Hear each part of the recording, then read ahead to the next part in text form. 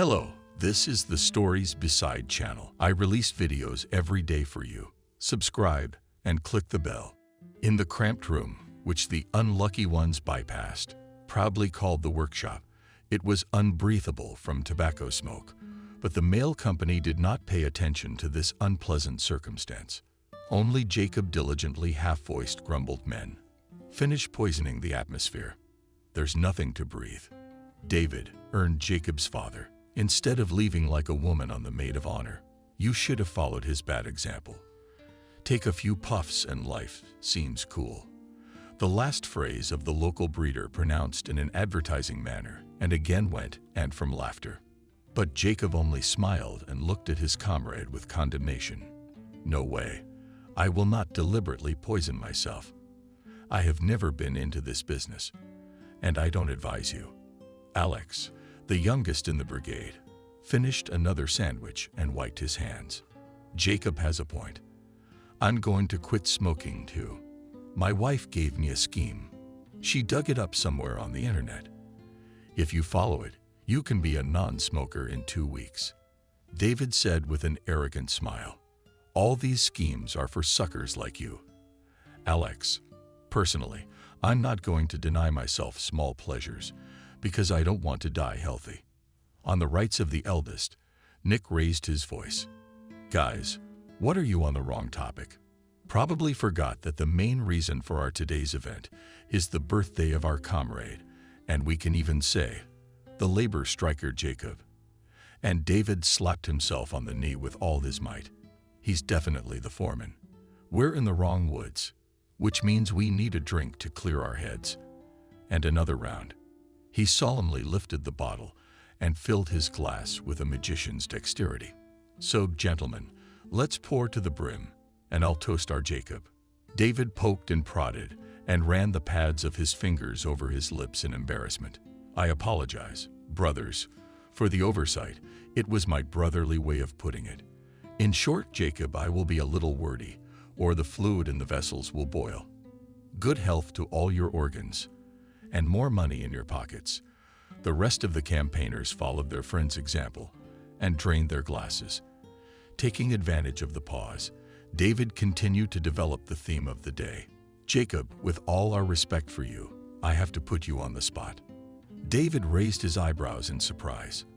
"I don't quite get it. What are you implying?" David did not even have time to open his mouth, as he was ahead of him. "Alex, David means that you didn't warn us about the upcoming celebration. If we didn't know you well, we would think that you don't want to introduce yourself." He said all this in a curt voice, but he couldn't dodge the punishment. David gave him a good slap. "What are you, a rookie, always meddling where you're not wanted? In the Navy they punish such liberties mercilessly. Better than grown-ups. Listen, Alex tried to tell David that you're always humiliating me. By the way, I'm quite an adult, an independent man. I even managed to get married." David condescendingly looked at the guy. "Alex, the level of maturity of a man is determined by intelligence, not by life." The men laughed amicably, even the always serious one. Nick began to burst out laughing. "Oh, you have a tongue like a pomelo. Why did you offend the guys? Maybe they have a modern youth, everything is different, and they think in the wrong place that should be." Alex jumped up as if he'd been surrounded by a snake in his soft spot. But David grabbed his arm. "Sit down and don't boil. You have to be able to take criticism. You take offense like a young lady in the Navy. That's not allowed. They'd break them quickly." David filled the glasses. "I hope, Jacob, you won't mind if I suggest a drink to those at sea. There is a tradition in the Navy that the third toast is always drunk to those who are far from their native shores."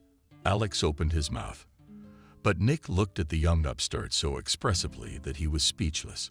Jacob was the first to drink. The others followed him. "Among my friends were those who devoted their lives to the sea, and one of my buddies was a crewman.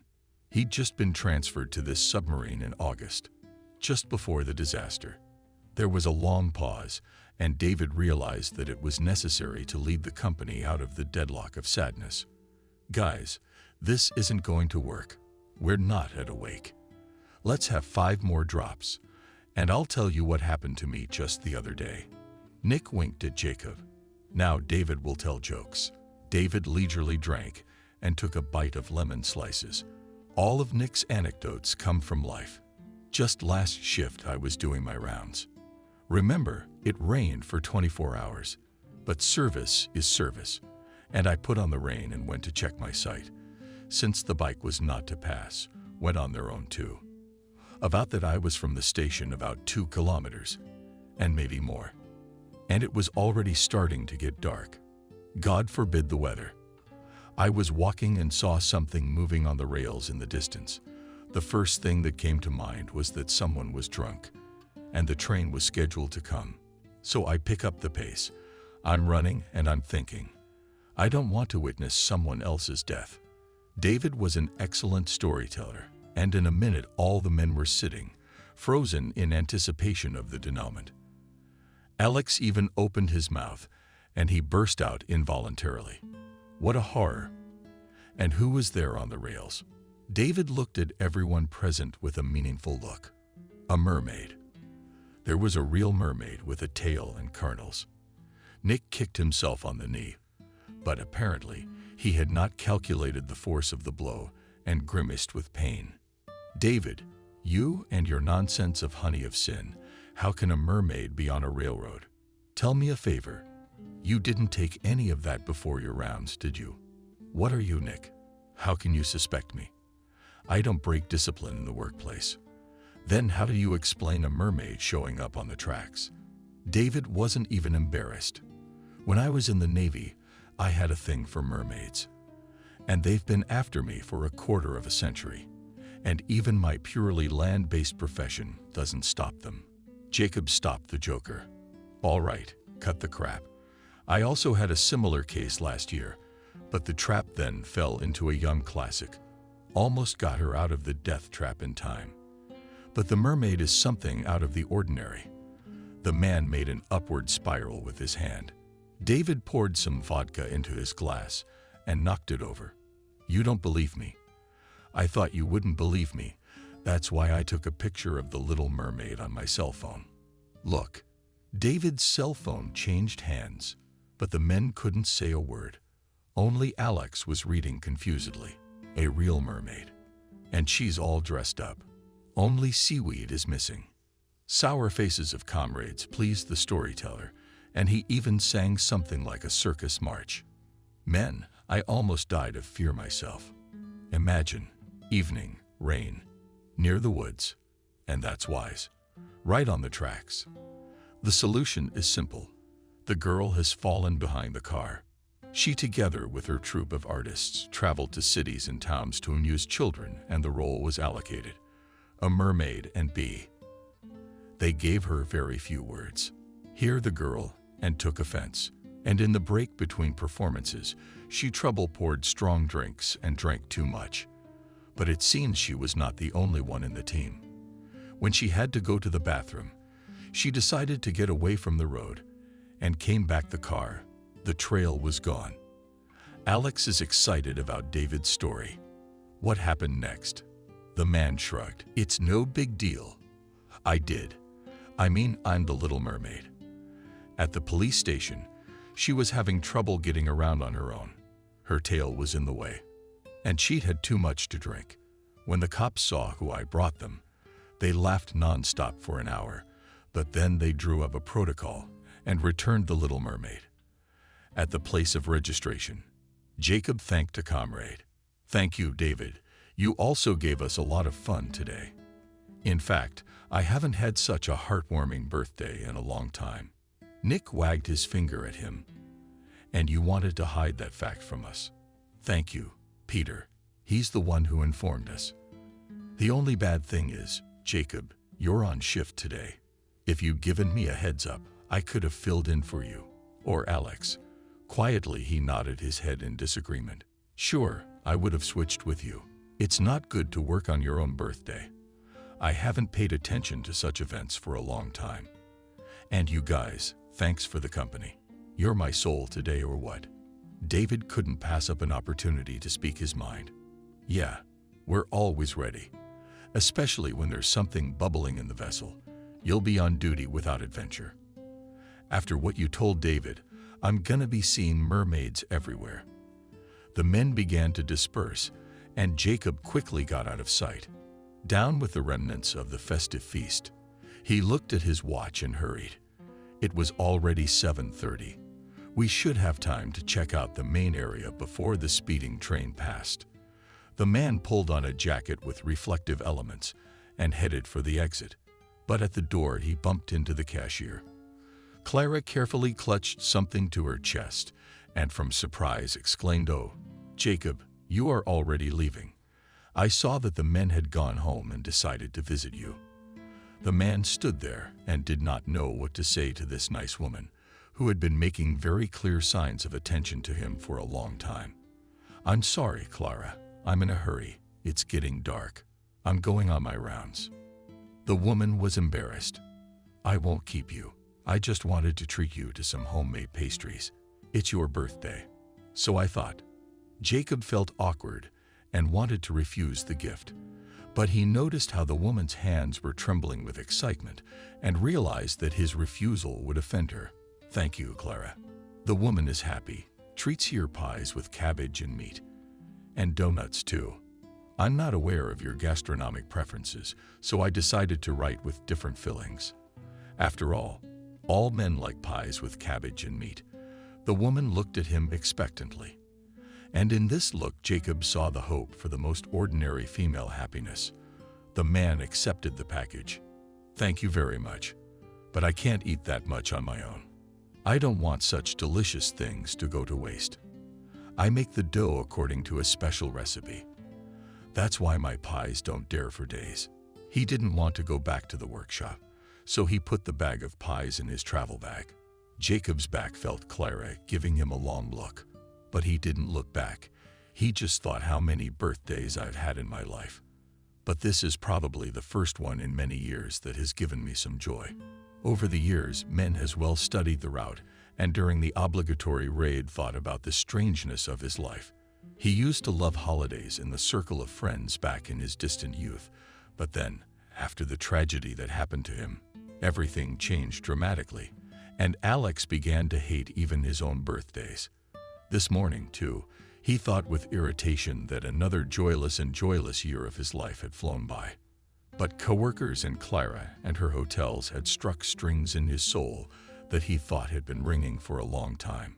August evenings increasingly reminded him of the near arrival of fall had not also become noticeably shorter.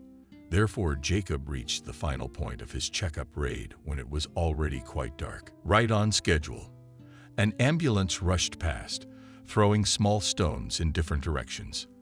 The man muttered, "It's time to turn on our little flashlight, or I'm going to get in trouble on my own birthday." Jacob reached into his tool bag for the flashlight signal, and his hand came across something warm. He exclaimed, "Pies from Clara." It was about time for a refreshment.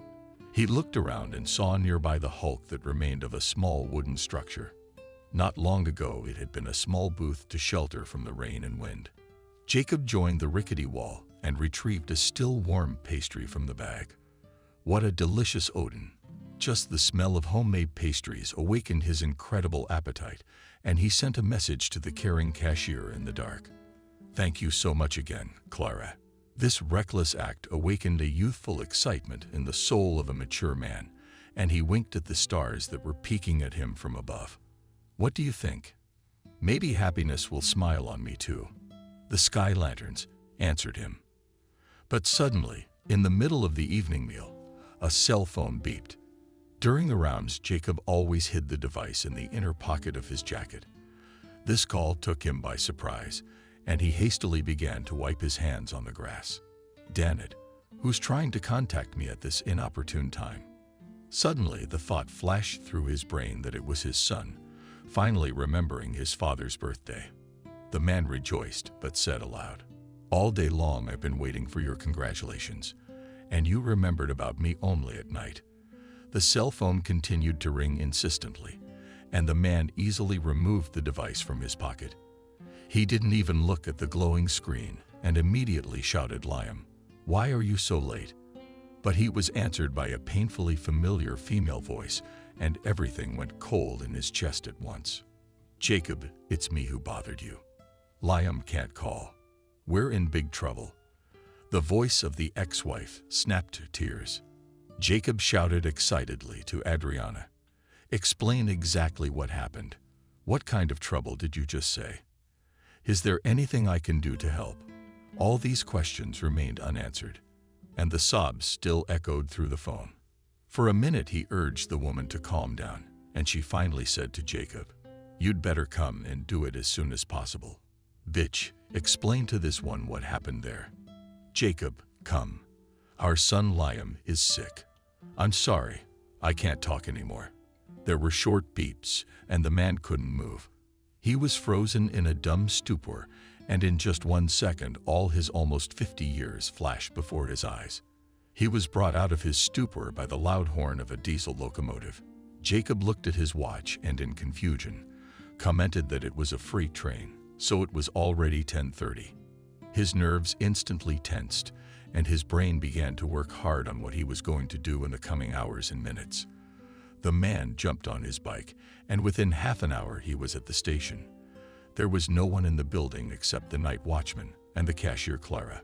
The woman looked at Jacob with surprise. "What's wrong? You don't have a face." The man was immersed in his own unhappy thoughts, so he answered almost blankly, "Yes, something has happened, and I have to leave immediately. But I'm at a complete loss. I don't know what to do. The only thing I know is that I have to go to Springfield." He had a hopeful look in his eyes, and Clara immediately suggested the only correct solution. "You need to get on a plane. It'll go faster. Julia, my daughter, should be here any minute. She always meets me. When I work the evening shift, she has this very, as they say, smartphone. You can quickly get all the information about upcoming flights, and you can even book a ticket. That's good. How am I gonna get to the state?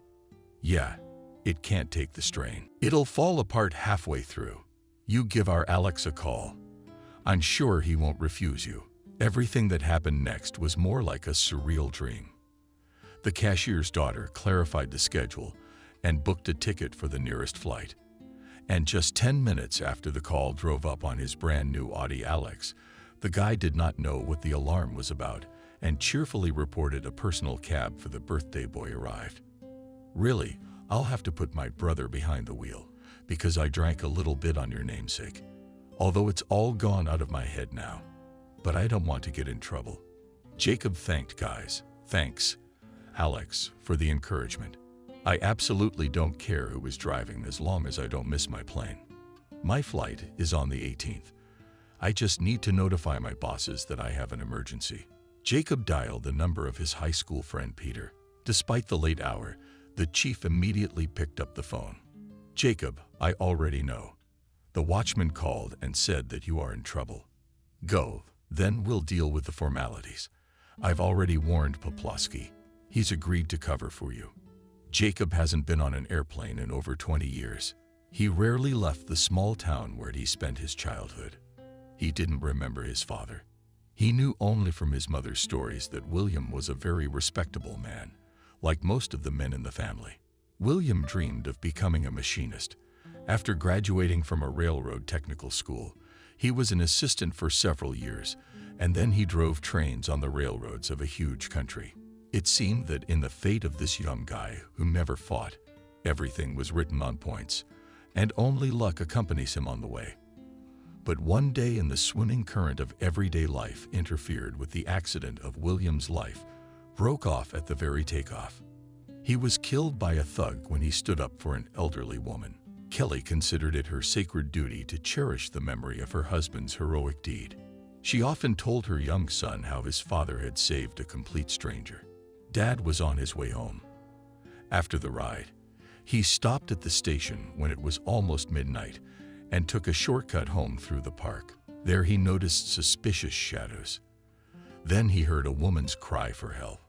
He recognized the voice as that of an elderly cashier and rushed to the call. The unfortunate woman was grabbed by the throat by a man.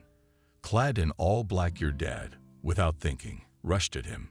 He didn't even realize at first that the thug had stabbed him. He thought he'd just been stabbed in the stomach. Only then did he notice that all his clothes were swollen with blood. Aunt Cindy, the cashier he saved, immediately called an ambulance, but by the time the paramedics arrived, Dad had lost consciousness. Jacob knew that his father did not die immediately. After a serious injury, the man even went on the mend. But then his condition deteriorated sharply, and on the 8th day, after the tragedy, he passed away, and he and his mom were left alone. Kelly could not love anyone else and devoted her whole life to the upbringing of her only son.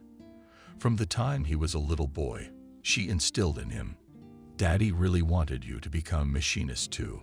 So do your best, study hard." The boy did not understand much and pelted his mother with questions. "Mommy, how do you know what Daddy wanted? He was dead, and the dead can't talk." The woman smiled and affectionately rubbed her son's golden curls. "When you were first born, Daddy immediately said that you would continue the dynasty of railroaders."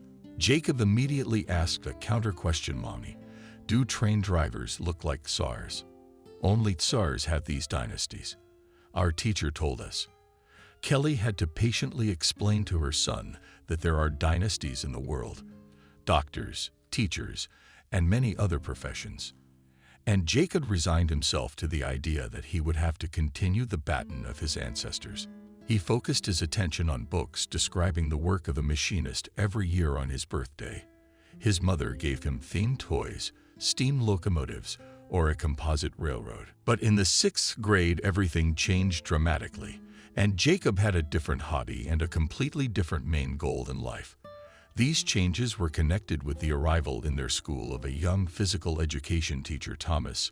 Then Jacob, like many of his peers, had a special fondness for active pastime. In the summer, he, together with the boys, raced the ball in the school stadium, and in winter he took out a fashionable blue duct tape hockey stick. It was this equipment, which had seen the sights, that was the boy's main value. Jacob dreamed that one day the day would come, and he would have a real stick, such as NHL players. But his thoughts did not go further than his dreams, because the boy understood perfectly well that his mother could not buy him such expensive sports equipment. In winter, after every backyard match, Jacob patiently repaired his tool. Kelly silently watched her son and sighed because she was unable to realize her son's dream. But one day she advised him, "Jacob, you would enroll in the section at school. There you will get a good club and uniform. At our work, women said that they sent a new gym teacher to your school, and it seems that he played on the junior team." The boy was both pleased and surprised by such a participation on the part of his mother. "Mom, thanks for the helpful information. We do have a new gym teacher, but I didn't even know that he plays hockey." The next day, the 6th grader was already looking for a convenient moment to talk to the young gym teacher face to face. Such a moment presented itself at the big recess when Thomas was on his way to the teacher's lounge. Jacob skipped along behind him. "Thomas, can I talk to you for a minute?" The teacher stopped and eyed the teenager with interest. "I'm listening to you, young man." So mature. No one had ever addressed his colleague before, so he felt a little uncomfortable. And the former fervor of fear began to fade slowly. But it was too late to retreat, and Jacob quietly mumbled, "Thomas, please enroll me in your section or circle. I do not know exactly. I want to really play hockey." Thomas looked into the boy's eyes, and that kind but shrewd look of the first coach Jacob remembered for the rest of his life.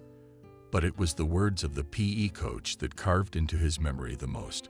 Sport is not only a school of high achievements. A person who decides to seriously devote himself to this business must be able to think logically and also and clearly state these thoughts. The teenager's face and ears were burning with shame, and there was something unpleasantly defensive in his eyes. Jacob wanted to run away, but the gym teacher caught him by the arm. "Wait, and they told you everything?" The teacher got back into the teenager's face. "There is another prerequisite for an athlete. You have to know how to lose.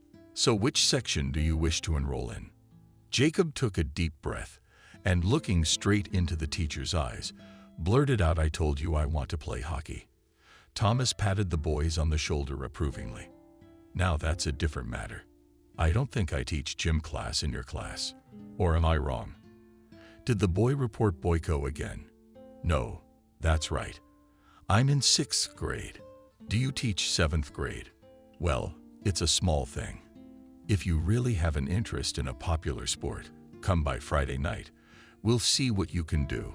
This important conversation took place on Wednesday, so Jacob could not wait for Friday. The next 2 days, he got up early in the morning and jogged around the house. Then he'd warm up for half an hour.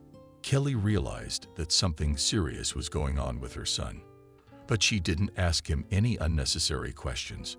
And when a neighbor asked Kelly what it is that your Jacob runs around in the morning like a wife, he was fine. She replied to the nosy woman, "He's fine. You don't have to worry about my son.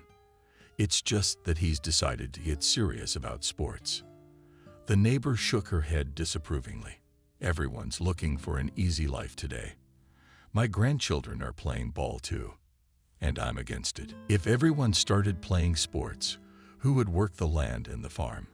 Kelly listened to the woman with a smile and then said sports is not only glory, but also hard work, which hardens the spirit.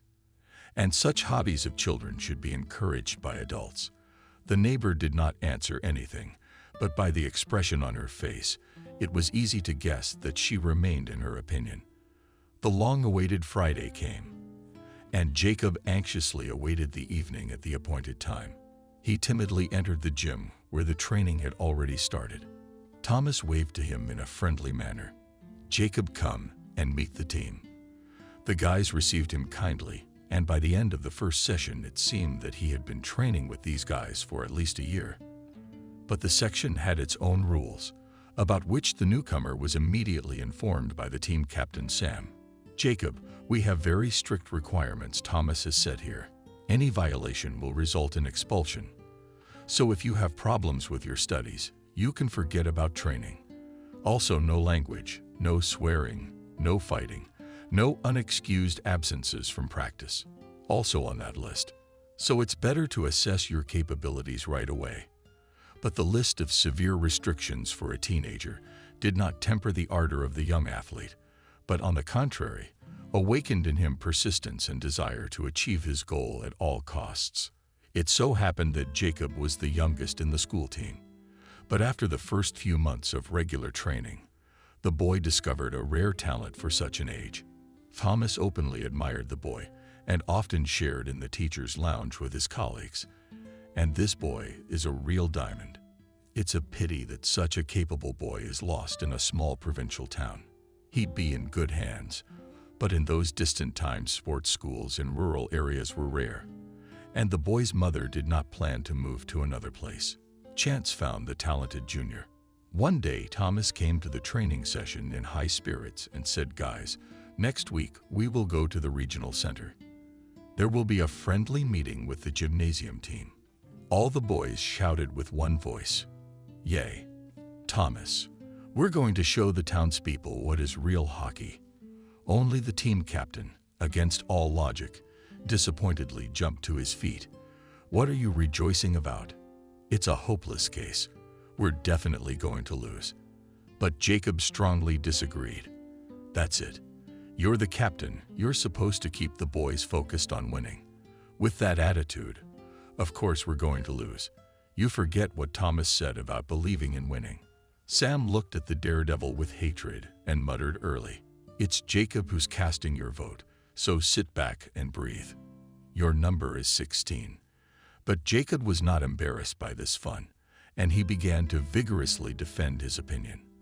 A heated argument ensued between the team members while the coach watched his pets from the sidelines. At the end of practice, he called out to Jacob, and the team froze in anticipation. The gym teacher waited for the allotted pause and said decisively, "Guys, I want to make a reshuffle in the lineup. Let Jacob take the place of the center forward for this game, and Vejo will move to defense." Sam looked obliquely at the coach, but did not say anything. That day, the captain realized for the first time that he was losing his authority. It was a heavy blow to the teenager's ego. and he immediately identified the culprit of the unpleasant circumstance: Jacob. The friendly match was held with full stands of the sports complex, and the substitutions made by the coach had a positive impact on the game. Only Sam, the whole game, discreetly put sticks in the wheels of the new forward of the team. But such setups caused Jacob only rage, and he alone sent 3 pucks into the opponent's goal. As a result, the match ended cleanly and with the victory of the Thomas team. It was the first furor in the life of a provincial boy. The boys rocked Jacob in their arms for a long time, because it was the young forward who contributed the lion's share. He was congratulated and shook hands with complete strangers. And such a public confession at first shocked the guy, so he tried to hide in the locker room. But as soon as Jacob closed the door of this soulful room behind him, Thomas appeared, accompanied by a strange man. "Jacob wants to meet you, Ethan." The boy looked at the man with all his eyes and was afraid to believe that it was the same coach whose name rattled all over the world. Ethan was a good psychologist and understood what was going on in the teenager's soul. He gave him a friendly pat on the shoulder. "I won't beat around the bush, but I'll get right to the point. And I'm recruiting a new junior team. I watched your game very closely today, and with all your shortcomings, do you have any prospects for growth? If you're seriously thinking about playing a big sport, here's my hand." Ethan extended his hand, and Jacob shook it as an equal. Further events spiraled at spiral. Ethan personally traveled to the town of Utah to speak to the mother, a talented boy. Of course, Jacob was not present during the conversation that decided his fate. But when Ethan left, Kelly held her son tightly to her and whispered to him, "Sonny, it happens. Once in a lifetime you are kissed by good luck, and you should not lose this, perhaps the only chance." From that day on, life spun at breakneck speed, and the name Jacob began to appear more and more often on the pages of newspapers. Sports commentators covering important tournaments also paid attention to the talented striker. Very quickly, Jacob got used to the fact that behind him is a trail of loud fame. Along with success came financial stability. At first, the young man was very cautious about remuneration, but very soon got used to nothing to limit himself. Of course, he helped his mother and even tried to persuade her to move at least to the regional center. But Kelly persisted. "Son, I've gotten used to living here all my life, and at any time I can go to my father's grave."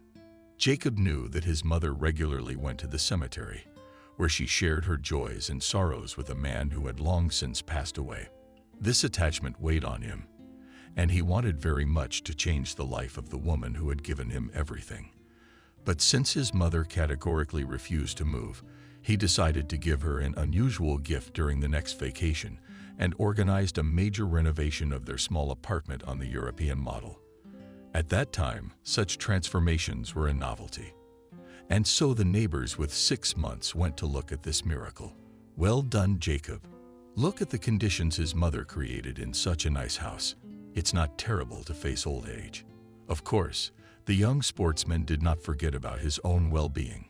He studied in absentia at the Institute of Physical Culture, passing with a squeak sessions between championships of different levels. Jacob made the most grandiose plans for the future because he was in great demand as a legionnaire. This obscure term alarmed many people, especially those accustomed to standards. Kelly, all the same neighbors and work colleagues reprimanded. "Look, Kelly, so that on a crooked road your son did not turn. I can still understand when a person plays for their own, but to chase around the field with a stick for someone else's interest only for the sake of money, it does not come to consciousness." But Jacob paid little attention to such discussions. He was flattered that he is literally on the prowl, trying to get quite famous hockey gloves. Even his mother's warnings he took with skepticism. Mom plays for money on someone else's team. It's a normal practice, and all your worries are for nothing, because nothing bad is gonna happen to me. But with my abilities, I'll be able to make a good life for you and me. Over time, on the background of such hypertrophy popularity, Jacob formed defiant ambitions, and he began to look down on former classmates and friends. especially offended by such arrogant behavior of a friend Peter. Jacob, you would not be very worn. It is very painful to fall from heights, but it's a fair point. Jacob also let it pass, believing that his schoolmate was simply jealous of his success. Between friends there was a quiet split, and for many years their paths parted. But once out of the risen Lucky still a little brought to his senses the first coach Thomas. Their meeting was fortuitous. When Jacob came to visit his mother for a couple of days, on some sort of naivete, the young man and went to school where they met teacher Thomas. Not immediately, and the tall handsome man of political physique recognized his former pupil, and only after Jacob rushed to him with hugs. Thomas, don't you recognize me? It's me, Jacob Thomas. After a moment of confusion, Jacob said with admiration, you really do not recognize you. You have grown up, stretched under the ceiling, and you are wearing foreign clothes. This last remark pleased Jacob the most. What can I do, Thomas? I have a little weakness. I like to dress nicely. And then the gym teacher cut him off right away. Any attachment is detrimental to a true athlete. Money, glory, a life of luxury destroys the inner core. The teacher wanted to add something else. But Jacob, forgetting the elementary rules of decorum, cut him off. Thomas, you're telling me this because you yourself have not gone beyond the junior team. Now, looking at me, you regret that at some point stopped in the eyes of Thomas. There's a twinkle in his eye. If you think I'm jealous of you, you're mistaken. It's just that I, Jacob, am used to a sober outlook on life. God didn't give me the talent you have, and I realized in time to find another place in life. Teaching children is also an honorable occupation. Thomas was silent, hesitant to say the main thing. But the former pupil had behaved so defiantly that he said, remember, Jacob, an athlete's career is fleeting, and I don't want you to repeat the unfortunate experience of many athletes who quickly fall out of favor, and then some of them got drunk, and some of them went on the lam. Jacob waved his hand dismissively and interrupted the coach again. I don't know what you're talking about. I'll be fine. I am needed everywhere. To get me, clubs are lining up in line. Thomas looked sadly at the former pupil and hurried to say goodbye. Sorry, Jacob, I don't have time. I'm in a hurry to get to my lesson. Only when Thomas disappeared behind the doors of the school gym, the boy realized that the coach deceived him. What class in July? He just wouldn't talk to me. That's okay. I'm not used to being punked. On a lighter tune, Jacob headed for the station where Kelly was working in the cafeteria. But in a small square, a gypsy woman blocked his way. Wait, soldier, don't hurry. You can't run away from your destiny, no matter how hard you try. Give me your hand. I'll tell you the whole truth. The young man distanced himself from the fortune teller. I do not believe in all this nonsense. Leave me alone. The gypsy shook her head, and like a proud. In vain you are so guy. Remember the word. It is like a husk flies, and nothing will remain. Very soon your life will change. You'll be in a lot of pain. Jacob did not want to listen to these prophecies, and he quickly walked towards the station building. But the fortune teller was after him already tonight. You take my words very differently. In just a few hours you will meet a girl who will become your wife, but she will leave you. Jacob switched to running, hoping to disengage himself from the gypsy woman. When he turned pale and appeared near the buffet, Kelly asked Jacob with surprise, "What's wrong? You're not wearing a face." "Yeah, some crazy woman got a hold of me. She started telling me my fate. She said some crazy things." Kelly cast a fleeting glance outside the window, where stood waiting for a new client gypsy. "It's all clear. The hall told you a fortune. She comes here almost every day. The police chase her, but to no avail. They have recently settled in our town in Utah, and not only adults but also children earn money by fortune telling. But what can you do? Is that the tradition in gypsy families? Mom, it doesn't bother me, because I don't believe in any prophecies." The mother looked at her son carefully. "People say that the hall predicts everything exactly. Everything comes true. Jacob exclaimed, "Mom, I never thought I had you so drowsy. Throw out of your head all nonsense and believe in good things." With a calm soul, the young man went home to relax. He had originally planned to rest at home for 2-3 days, but toward evening, Coach Jacob called around town. "Get back here right away. You are interested in you from a very famous club, the name of which I will not say yet. But one thing I can say for sure is that the contract is very favorable for 3 years." Inspired by this news, Jacob shouted into the phone, "I'll be there tonight. Thank you for the good news." He hurriedly packed his traveling bag and went to the station, hoping to catch the evening train. When his son appeared in the cafeteria for the second time that day, Kelly exclaimed with surprise, "Jacob, where are you going?" The young man grinned, "Mom, it seems that your predictions in the gym are beginning to come true." The head coach called, demanding to see him. He looked at his watch and smirked enigmatically. "It's 8:00 p.m., and I have until midnight to meet my future bride. That's what the gypsy told me. So Mommy, get ready for the wedding." The pilot left his mother and jumped into the train.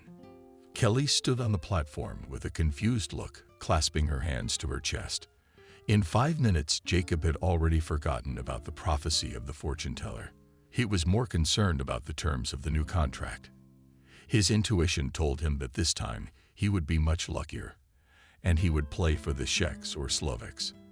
At the terminus, he jumped out of the carriage and almost spiked a girl who was trying to balance her huge suitcase on wheels. The stranger had in no way expected him and let go of the handle out of surprise.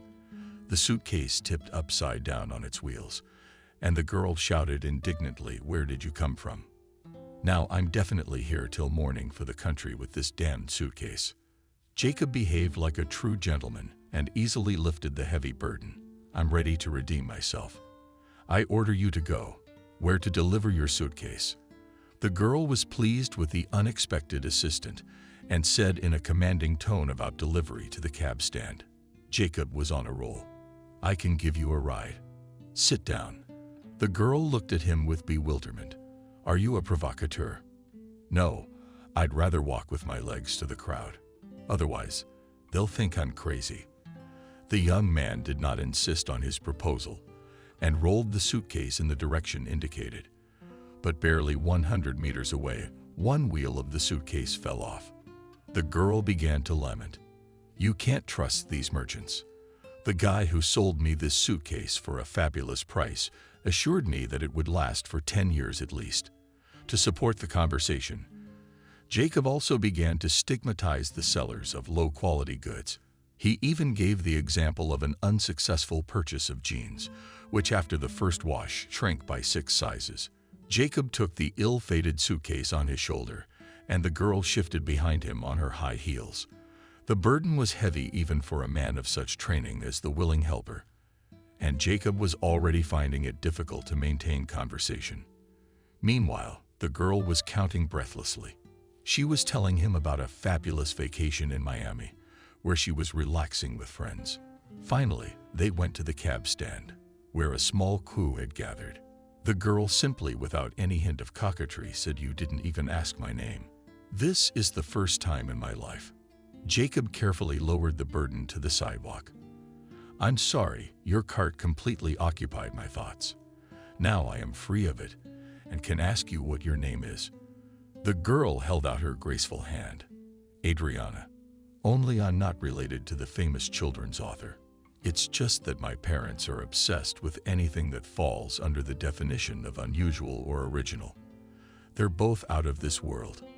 My dad is a therapist, and my mom is also a doctor, but she works with faces and other body parts to create the illusion of beauty." Jacob was struck by the disdain with which the girl spoke of her parents' work. But while he was thinking about it, it was their turn. Adriana stated as if the problem had been solved long ago. "You're not going to leave me alone with this suitcase without a wheel." The young man snapped, "Sure, I'm ready to take you all the way to your apartment." He pushed the suitcase into the trunk with the driver's help and got into the car. "I think I forgot to introduce myself as Jacob." The cab driver reacted instantly.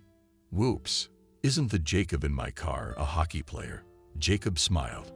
The cab driver handed him his card. Look then, leaving his autograph. I collect celebrity autographs, and it's not uncommon for them to end up in my car. Jacob, with a rehearsed movement, put a signature on the card and looked at his companion. Adriana did not take her curious gaze off him. I wonder what you are famous for. Why does a cab driver know you?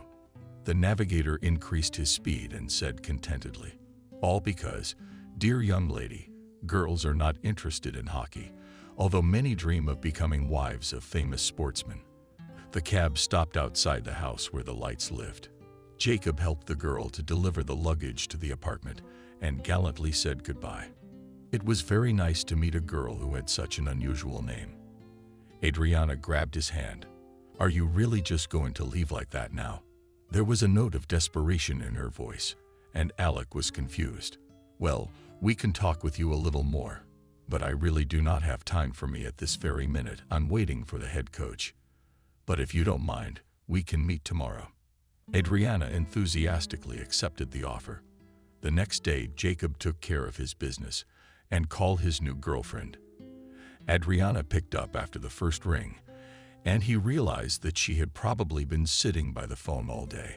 Their romance developed rapidly, but it wasn't until a week later that Jacob remembered the Gibbses' prediction about the hall. He was amazed. It was just like it happened. So it was fated for me to marry a fire. Although he had no particularly fiery feelings for this lovely girl, the prospect of joining his fate with her was pleasant, and when he proposed to me, she immediately agreed. There was only one slightly unpleasant circumstance that dampened the mood of the future newlyweds. Jacob was to leave immediately after the wedding. Mark, the girl's father, unhappily remarked, the athlete does not have everything like people. These endless training camps, training to exhaustion. I do not understand why it was necessary to hurry with the wedding. On this reasonable question, the young could not answer. The first 3 years of their life together more resembled a series of fleeting dates. Jacob motored between the capital and his hometown, and his young wife looked forward to rare meetings. Only later did he realize that the lights portrayed her as a faithful wife and a sold-out friend. In reality, she was most concerned with the money Jacob was earning. During his absence, the girl did not deny herself anything and party to the full at parties and other fun events. Of course, the husband did not suspect the lifestyle of his young wife. Before the end of the contract, Jacob said to his half, I can no longer live like this and do not want to live. Tired of everything. And the age is not youthful to move here and there. I dream of a normal family. I want to have at least a couple of kids with you. Adriana smiled enigmatically and gently circled his neck with her graceful, liana-like arms. Dear, now is not the time for change, because we are about to have a third member of the family, and that means we'll be spending a lot of money. The man instantly forgot his fatigue. He embarrassed his wife so that she almost suffocated, and then he carried her in his arms for a long time, giving out the most unfulfilled promises. After such news, I am ready to turn mountains. I promise that you are our baby. We'll never, ever need anything. Could he have known then that in making this vow to his wife, he was signing his own sentence? The terms of the new contract he was offered were much harsher than the previous ones, but Jacob was willing to make such sacrifices for the sake of family welfare. Only one circumstance took the young legionnaire by surprise. As part of the team, whose honor he now had to defend, was his old enemy Sam. But this fact came to light later, when it was impossible to change anything. When the former players of the school teams had first encountered each other in the locker room before practice, Vsevolod Evil hissed at Jacob, "What the hell brought you here? I thought I'd never see you again. And here you are. I warned you to stay away from me." Jacob himself was unpleasant to see the old enemy, and he himself tried to avoid him. But during one significant match, they still had to go out on the ice together. The opponent was serious, and after the first period, Jacob was already exhausted.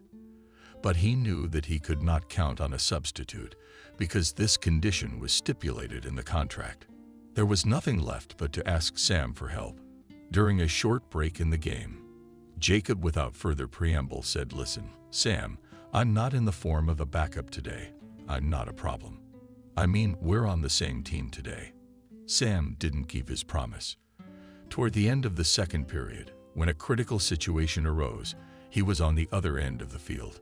There was a big fight. Jacob was attacked by a trio of opposing forwards. One, a particularly aggressive hockey player, swept his stick across his back. After the blow, Jacob was instantly pierced with intolerable pain and fell to the ice. A team doctor came running and gave him an anesthetic shot. Jacob played through to the final, and then barely made it to the locker room, where he was already stretched out on the bench. "Seville it, Sam. That Jacob, they beat you badly." This seemingly innocent question caused the guy's rage. "You're glad they searched you. You promised to cover my rear, and you went off to some unknown place." Sam guiltily, with his eyes downcast. "And how then, in a distant childhood, a year before the village?" "Well, I'm sorry. It just happened. At some point, I completely forgot about you. And when I realized it, it was too late to intervene. Don't worry about it. You know that situations like this often happen during the game. Tomorrow you'll forget about this little mishap." The next morning, Jacob could not get out of bed. His arms worked fine, but his legs refused to obey. He couldn't feel his legs at all. Fear and panic shackled his consciousness. Guy's memory gave away the gypsy woman's cutlass, and he screamed, "Cursed witch! You're the one who gave me the steak." For many months, Jacob had to undergo treatment in different clinics, but medical procedures did not help much. The man was deprived of the ability to move normally and serve his daily needs. Therefore, a wheelchair appeared in their cozy apartment almost simultaneously with the birth of little Liam. But such an object greatly annoyed Agnia, and she, every time passing by the chair, kicked it with her feet. This abnormal habit of the wife served to worsen relations between the spouses. The second factor provoking scandals was the acute lack of money.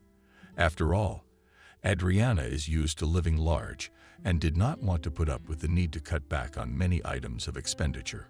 One day she, completely without thinking that she could cause her husband heartache, said with cold directness, "Jacob, I was marrying a healthy man capable of providing for us Liam, but I couldn't imagine having to care for an invalid.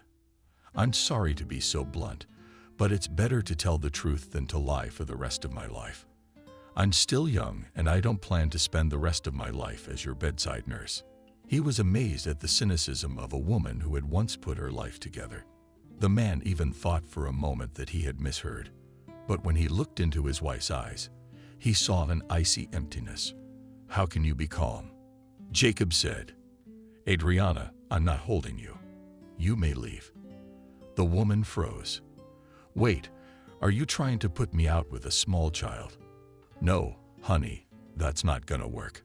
I'm going to go to court to get my share of the estate. I'm your wife, and I'm entitled to half. And Liam is entitled too." That day, Jacob first realized that glory is a passing phenomenon. She is like a star in the night sky, lit up for a short time and then extinguished. And then a person is left alone with the eternal cold of the universe. Approximately such feelings Jacob felt after that fateful conversation with his wife. More than 2 years dragged litigation, despite the disability of her husband. Adriana did not want to give up her position. In this she was helped by her father, providing the support of an expensive lawyer.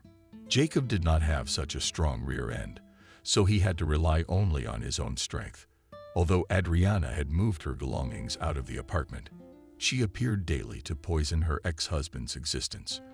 After a few months of such a troubled life, Jacob became afraid of every call and knock. It was unbearable to live in a mode of constant tension, and during one of the visits of his spouse, he asked Anne, "I do not understand what you are trying to achieve." The woman grinned, thin lips, and laconically answered, "Justice. And you think you are doing right by the press and me. And why did you take Liam away? It's cruel of you to deprive me of seeing my son." Adriana never worried about her husband's mental health, and expressed her point of view with straightforward simplicity. "Jacob, you don't have to hide behind your disability. Everyone is equal before the law. And about your son, I can tell you one thing. No one is denying you the opportunity to see him. On the contrary, I'm in favor of you being a good father and contributing to Liam's upbringing. You can see your son anytime you want. You know my parents' address." The man shrieked, "Why are you giving birth to all this nonsense if you know perfectly well that I can't move around without help?" The woman smirked snidely. "And that's your problem. I don't care how you're going to deal with them." Adriana looked in his direction with a disgruntled look, and a few seconds later the apartment door slammed loudly. Alex was left alone again with his not cheerful thoughts. He realized that his wife was just mocking him. But there was nothing he could do about it. But time passed. The problems accumulated like a snowball. The solution of the property issue was delayed, and to somehow ease his existence, the man had to hire a nurse. His meager financial resources allowed him to hire an assistant only on an hourly basis. Maria, a nurse from the clinic where he was rehabilitated every 6 months, agreed to such conditions. This kind girl tried unsuccessfully to give him hope. "Jacob, you're acting like a child, and you can't do that. Remember what Michael told you. You have to believe in yourself. There are unique cases in medicine of complete recovery from such serious injuries, so you shouldn't give up hope. You have to believe in yourself and follow your doctor's recommendations." She was full of optimism, which was completely deprived of her intransigence. The patient, since Jacob voluntarily gave his wife all available savings, and he barely had enough for life and medication. Therefore, the services of a caregiver had to be paid by Kelly, who not long ago took a well-deserved vacation. To save a little money, the mother decided to move in with her son for a while. Learning that in the apartment, the fate of which is decided through the court, settled in the mother of the former son-in-law, resented Mark. One day he showed up unannounced, and from the threshold of the scandal, "Kelly, shame on you. You also came here to complicate an already tense situation. My daughter and I regard your interference as a desire to deprive our only grandchild of a roof over his head. If I were you, any grandmother, instead of scheming, would have persuaded her son to give up his claim to this unfortunate apartment." Such blatant insolence angered the woman. Kelly could barely contain the urge to punch the therapist's satisfied face, but she realized what such an act of aggression could threaten her and limited herself to saying, "No, Mark, it's not me, and you should be ashamed. It was you and your adventurous daughter who ripped my son off. Even his disability doesn't stop you. But it's not enough you're torturing him. You're also trying to take away his only home." Mark decided to use one last argument. "Stop crying, Kelly.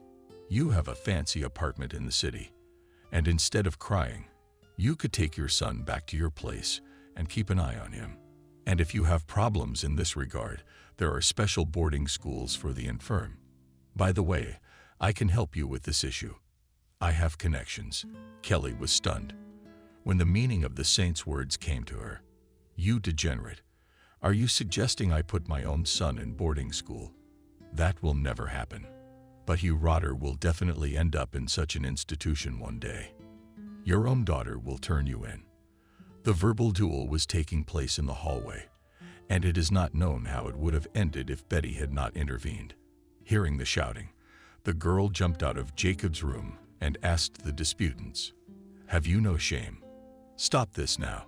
This appeal was mainly addressed to the named guest, but it had the opposite effect. Mark finally lost his temper when he saw the girl. "Oh, I didn't even realize it had gotten this far." William not only had the crazy mom checked out, but he brought the girl into someone else's apartment. Jacob almost from the beginning heard the whole conversation, but did not want to interfere. Only when the father-in-law went beyond the bounds of permissible, he could no longer tolerate. He came out of his hiding place, and as calmly as possible, he asked his ex-wife's father, "Mark, please go away." But the father-in-law was no longer recognizable. "Kind people, look at our miracle on the wheelchairs rolled out." Jacob felt a hot wave sweep over him. And for the first time in 2 years, he got to his feet. The terrified father-in-law rushed to the door, and the two women cried with joy. Kelly whispered through her tears, "Oh my God, it's a miracle. Jacob's up." It was only a few seconds. The man stood looking around, but those moments were enough to make him believe in himself again, and he no longer cared about his wife and her father. He didn't want to think about the upcoming court hearing, where the apartment issue was to be finally settled. The man's heart rejoiced at his first victory over his ailment. Betty's mom. "I'm standing. Look, I'm standing." Upon hearing of the miraculous phenomenon, the attending physician was not surprised. It's not a miracle, but a natural reaction to extreme stress. This phenomenon often happens to paralyzed people. Under the influence of strong emotional stress, brain centers are activated. To put it simply, they remember what the body should do in a critical situation. But all this happens reflexively. True, in our case, we can state that there are definitely positive changes. After a detailed examination, Michael advised. Now, it is difficult to say how successful the restoration of function can be, but to speed up the process, it was good to take an additional course in good clinics. Jacob sighed heavily. But such supportive treatment must be very expensive. I can hardly afford such a luxury in the current situation. After all, you can't spread yourself thin on a disabled person's paycheck. Duden didn't answer right away. Unfortunately, today paid medicine can give much more than state clinics. And of course, such a course will not be cheap. But when it comes to health, anyone is ready to sacrifice everything. Many people sell their summer houses and apartments. "Thank you, doctor, I understand. If you could give me the address of this clinic, I'll not only give you the address, but I'll prepare the documents and submit a request. And all this I will do for you for free, Jacob." The doctor smiled and confessed embarrassed. "You know, I am a hockey fan and was a fan of yours, so I would be happy to do something useful for you." Michael kept his promise and called the best clinic in Germany, where a friend of his from the institute worked. Now, all that was left was to get the right amount of money. Kelly encouraged his son. "It's okay, Jacob. We'll figure it out somehow. We can sell my apartment in the town." Jacob dismissed that option out of hand. "No, Mom, we can still use your place. If the treatment is successful, I'll go back to our nice town and work at the station." "Son, you don't have any special training." "That's okay. I can be a janitor or a stoker. The position doesn't matter." No matter how hard her father tried. The court decided to divide equally the property acquired during the marriage. And it was the second victory of the invalid over circumstances. Jacob sold the apartment and spent all the proceeds on medical treatment in Germany. Before leaving, he called his ex-wife, Adriana. "I'm going abroad for a long time. And before leaving, I would like to see my son." Because the young woman thought the court's decision was unfair, she said with undisguised dislike, "I think you and I have already discussed this issue. Of course, I can't forbid you to see Liam, but you must come, and I'll take Liam for a walk." The man had prepared a considerable sum of money in advance, which he intended to give to his wife during the meeting. He went to the date in a cab, accompanied by his nurse. From afar, he noticed Agnia waiting for him at the entrance. Her 3-year-old son was cowering next to his mother. They were making something out of twigs. Jacob had not seen his son for a long time, and his breath immediately caught. A suspicious sand appeared in his eyes. In a quiet voice, the man called out to his son, "Liam, come to Daddy." The little boy looked at his father with huge eyes, and then shifted his gaze to his mother. "My mom is my dad." She pushed the child towards the car. "Yes, Liam. He's the one with the idea. He brought you the car." Jacob felt awkward because he had completely forgotten that children are supposed to be given toys. Adriana looked at him defiantly, and then he remembered the envelope. "Liam, Daddy's legs are sick, and he can't go to the store to buy a car. There's money in this envelope, and Mommy will buy you anything you want." Adriana literally snatched the envelope from his hands and immediately counted the money. Her thin lips pressed together. She squeezed it all out of her. Yes, that's all I can give for now. But you sold the apartment. All the money will go to your treatment. It may seem strange to you, but I really want to learn to walk again and live a normal life. The woman said with a kind of gloating gloat that you'll never make it. You'll only waste your money. Varvary all this time sat silently in the back seat of the car. When Adriana expressed in such a strange form about expensive treatment, the girl did not hold back. How can you talk like that? You have no heart. What if you were in Jacob's shoes? The ex-wife came closer to the car and looked into the cabin. Who's that yapping in there? Wow, Jacob, you've already replaced me. And all you do is complain about your health, pretty lady. Remember, I'll never be in a wheelchair because my head is in the right place. Adriana looked at Betty with dislike once more and returned to her original seat. But the presence of the young girl in the car had dealt a serious blow to her ego, and she decided to get back at her invalid husband. In a deliberately loud voice, Adriana commanded Liam, "We have to go home. Daddy has to go too." The boy sat on his father's lap, and he clearly did not feel like following his mother's orders. Jacob pleaded with him, "Why do you do this to me? Just let me be with my son for a little while." The woman pulled the child out of the car. "You don't make new sons." Liam wrenched himself out of his mother's arms and yelled loudly, wanting his daddy. But Adriana, ignoring the child's tantrums, dragged him toward the driveway. It was this wild scene that the man remembered for many years, although after successful treatment he still saw his son several times. Then he learned that Adriana had married some high-profile official and moved to Springfield with him. He did not know her new address, so the visits with his son ceased.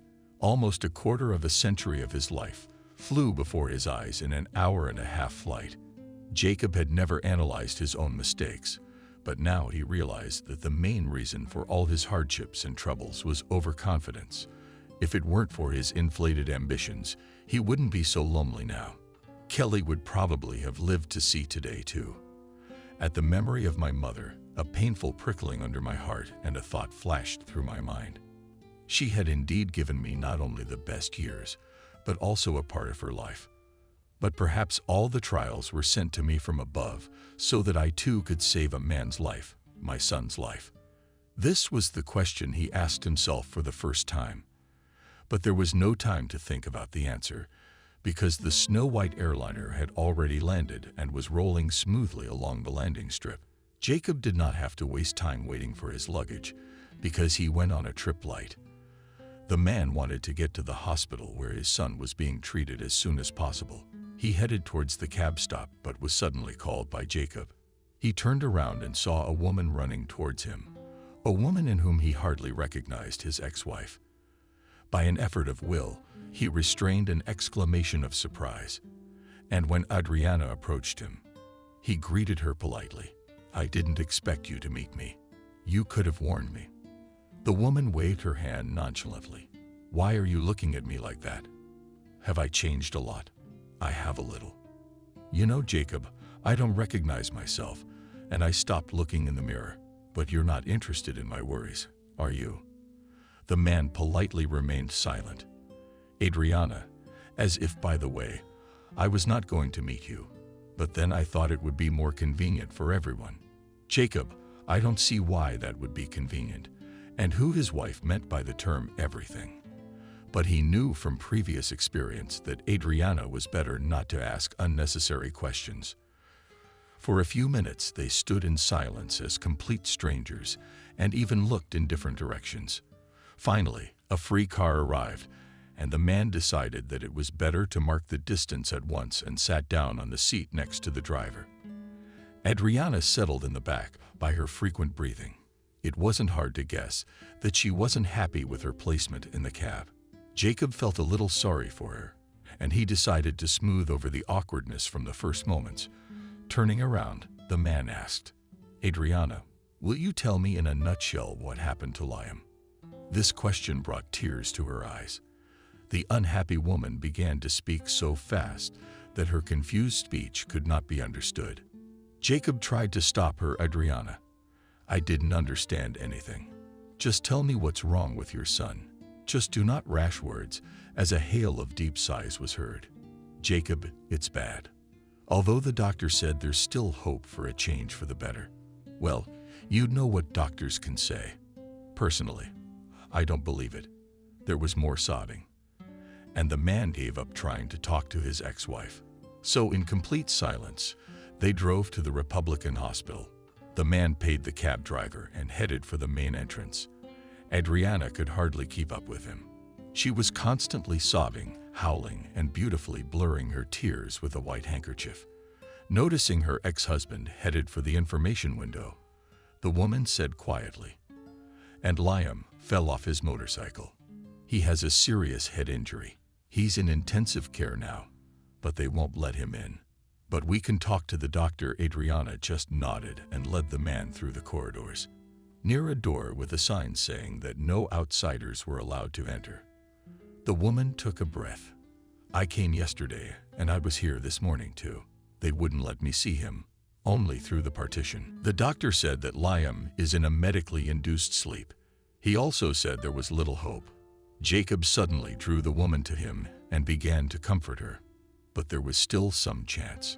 If there wasn't, the doctor would have told you to reason well, because you've always been at a distance, and you don't know what it's like when your child is dying. He pulled the woman sharply away from him. "You must have forgotten the circumstances under which you and I parted, haven't you? I know what it's like to lie there like a log when you've been cut out of your life by the person closest to you." Adriana let out her thorns too, comparing myself to my son. The door with the warning sign swung open, and springing out with that gate came the medic, donning overalls. As he passed by, he asked Jacob, "Which of our patients are you interested in?" "Liam." The doctor raised his eyes to the ceiling, going over the personal details of his patients. But it wasn't Adriana who spoke up. "I'm sorry, doctor, there's been a slight error. Liam, my ex-husband, didn't know my son had changed his name." The doctor looked at the visitor and invited him to follow him. Jacob detained his ex-wife for a moment. "Why didn't you tell me you changed your last name? How mean and lowly of you. After that, I don't even want to talk to you." The woman had to swallow this remark, because they had already entered behind the doctor, and the resident whimpered after a short pause said, "And I understand that you are the parents of our extreme.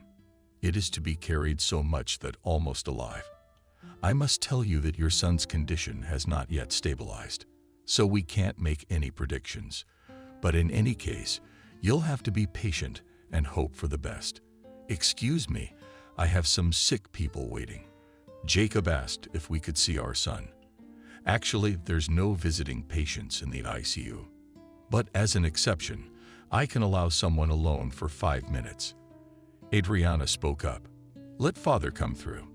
I'm afraid I can't take it. This whole environment terrifies me." The woman grabbed the doctor's arm. "Can you just tell me what the consequences will be? Will Liam be able to walk or?" The doctor carefully removed the woman's hand and, with obvious irritation, said, "I explained to you that the current state of the patient does not allow to make any predictions. But it seems to me that the most important thing is that the guy is alive." Just as quickly, the doctor left the office and invited Jacob to come with me. Familiar odors hit his nose, and the man immediately remembered the days when he himself lay motionless in a hospital bed. The doctor led him into a small room where he saw a man whose head was covered in bandages, and various apparatuses connected to his arms and chest. The instruments nodded quietly, and the monotonous sounds made him uncomfortable. Just a 5-minute reminder. "He's asleep now, but you can sit next to him." The doctor walked out the door. Jacob cautiously crouched on the edge of the chair. He took the young man's vital hand and stared intently at the features of his face. "Liam, this is how you grew up without me. Perhaps you wouldn't have gotten into trouble if I had been there." Suddenly, the boy's eyelids fluttered and began to rise slowly.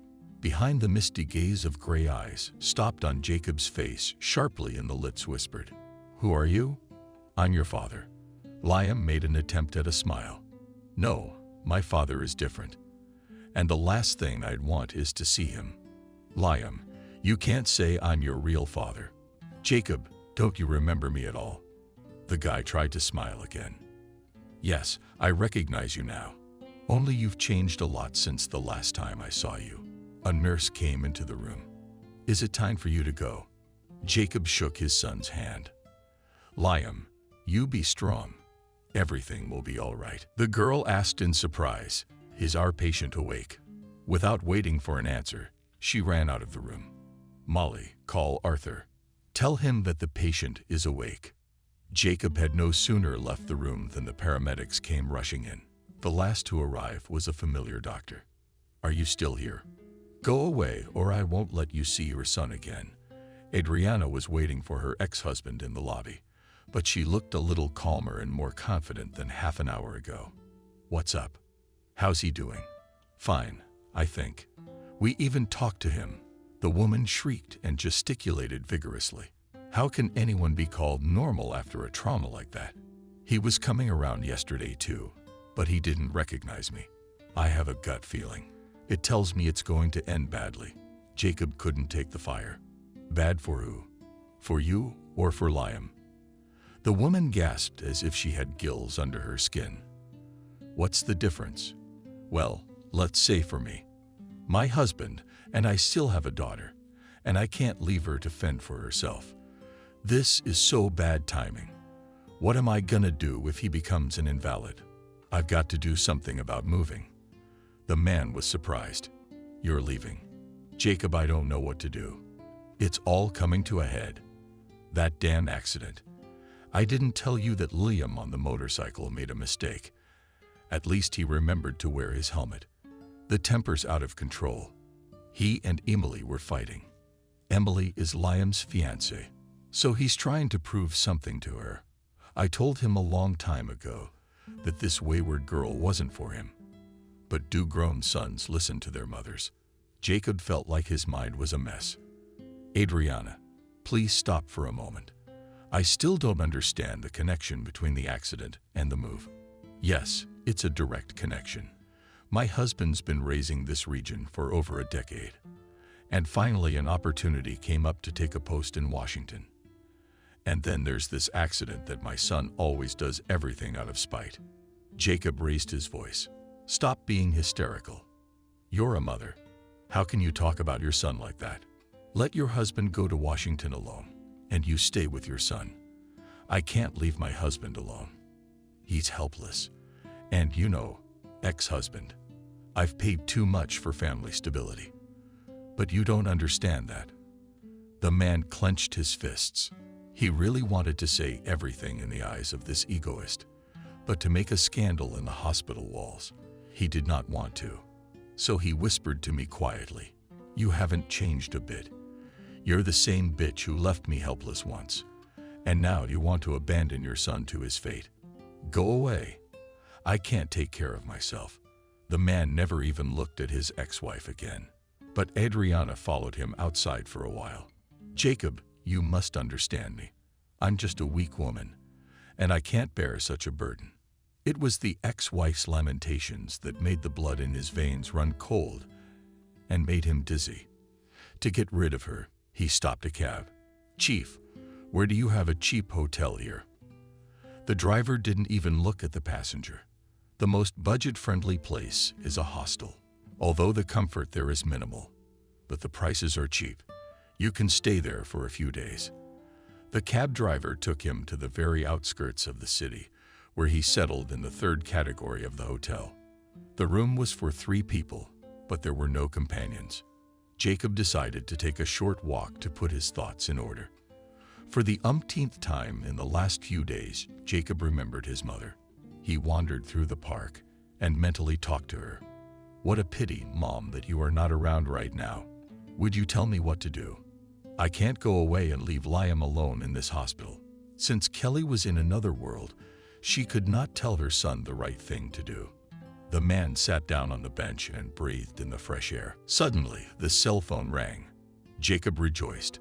At least someone remembered me. As it turned out, at this late hour, he decided to bother Peter. Jacob, you promised to call. How's it going in there? Not much. Peter's son is in serious condition.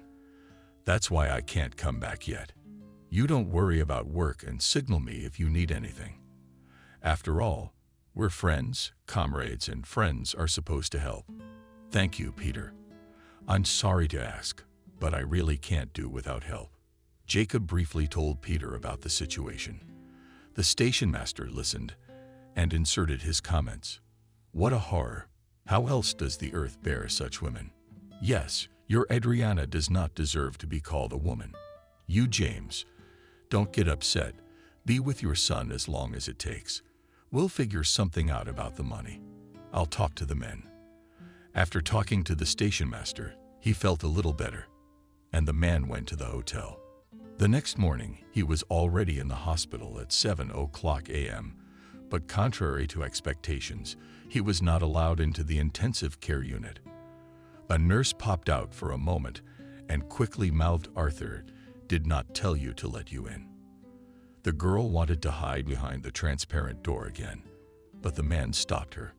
"What's the matter? Everything seemed fine yesterday. We even talked to my son. He got worse during the night. But don't be upset.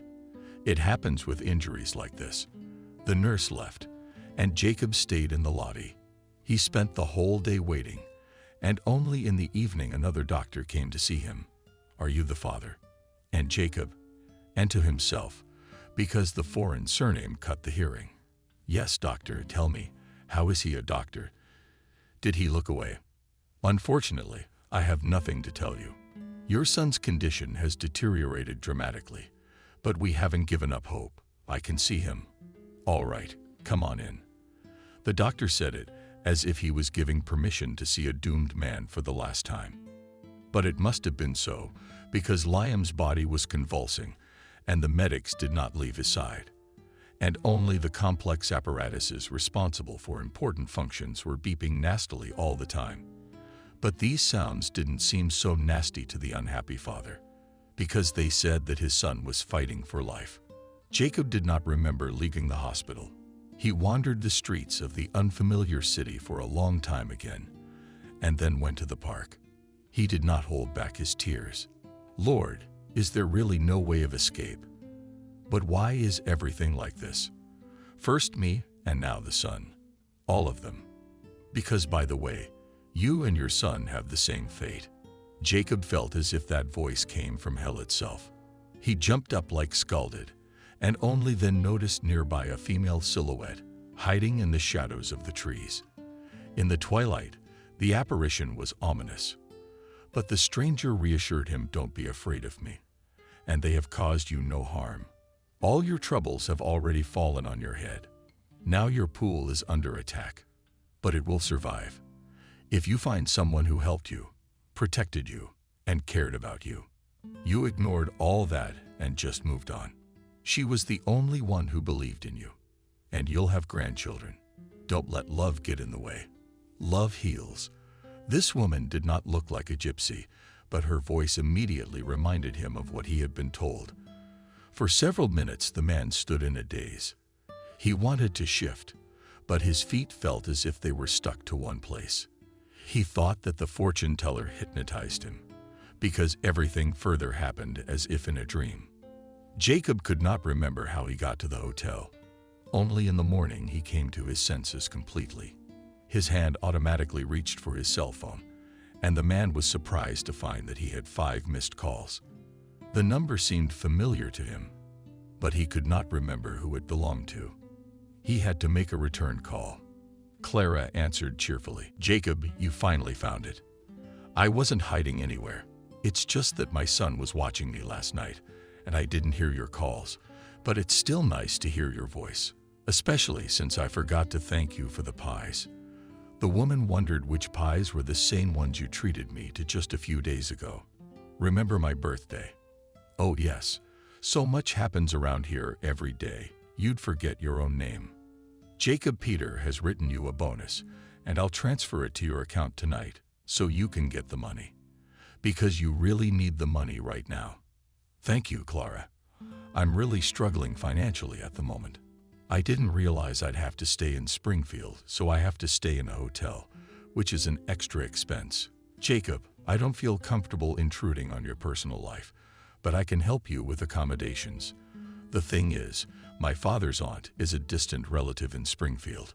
She's still chipper, grandmotherly, and very kind. If you'd like, I could give her a call and let her know. It's kind of awkward. No, it's fine.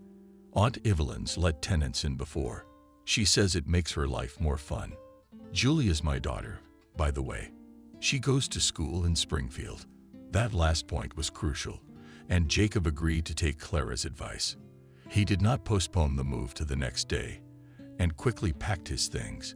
Julia wasn't surprised to see a man on the doorstep. "Come in." Mom called, asking to be received with all honors. The cashier's daughter looked more like a teenager than a grown-up girl, but this resemblance gave her a special charm. "Uncle Jacob, don't be sorry. We have conditions here that are far from civilized. I'm not picky. I just need a place to lay my head." Julia took him to a small room. I ran to my grandmother's neighbor. "Jacob, you finally found it. I wasn't hiding anywhere. It's just that my son was watching me last night, and I didn't hear your calls, but it's still nice to hear your voice, especially since I forgot to thank you for the pies." The woman wondered which pies were the same ones you treated me to just a few days ago. "Remember my birthday?" "Oh yes, so much happens around here every day, you'd forget your own name. Jacob Peter has written you a bonus, and I'll transfer it to your account tonight so you can get the money. Because you really need the money right now." "Thank you, Clara. I'm really struggling financially at the moment. I didn't realize I'd have to stay in Springfield, so I have to stay in a hotel, which is an extra expense. Jacob, I don't feel comfortable intruding on your personal life, but I can help you with accommodations. The thing is, my father's aunt is a distant relative in Springfield.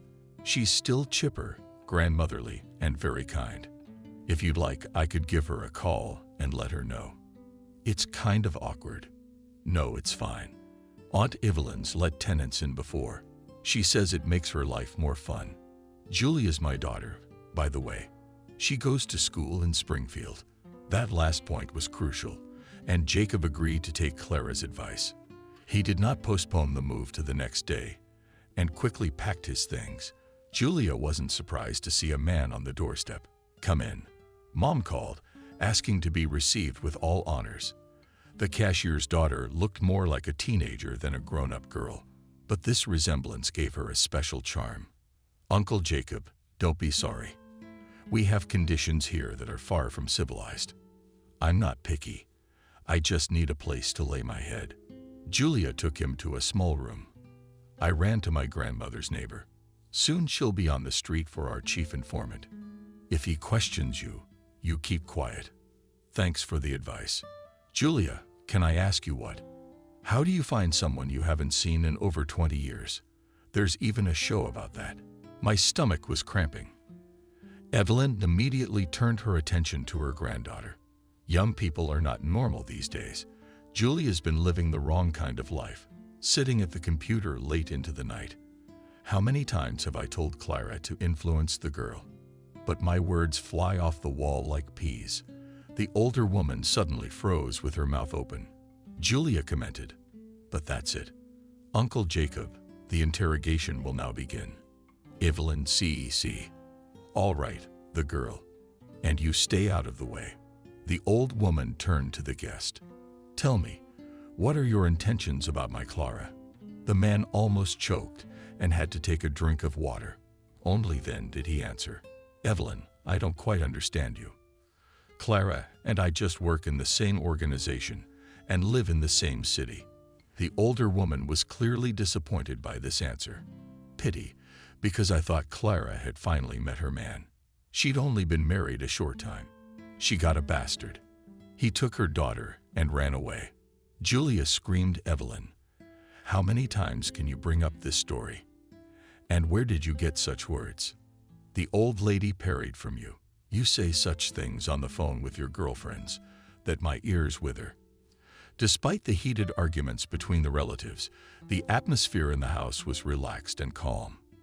The last time Jacob had experienced a similar feeling was during his youth at the mother house. He didn't hold back. How good you have. Julia promised it will be even better if you find common ground with Valia. If you have removed the hunger, let's go to my room. I've dug a little for you there. The man stared at the girl with an uncomprehending look. Julia laughed. Oh, you're so full of it. You asked me to find Betty, and you've already forgotten. The girl looked at him. Uncle Jacob, tell me honestly, why do you need this Betty to save my son?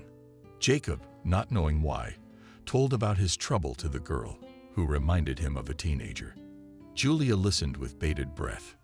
When he stopped talking, she said confidently, I know how to find your Betty, though I don't think she'll be much help to your son.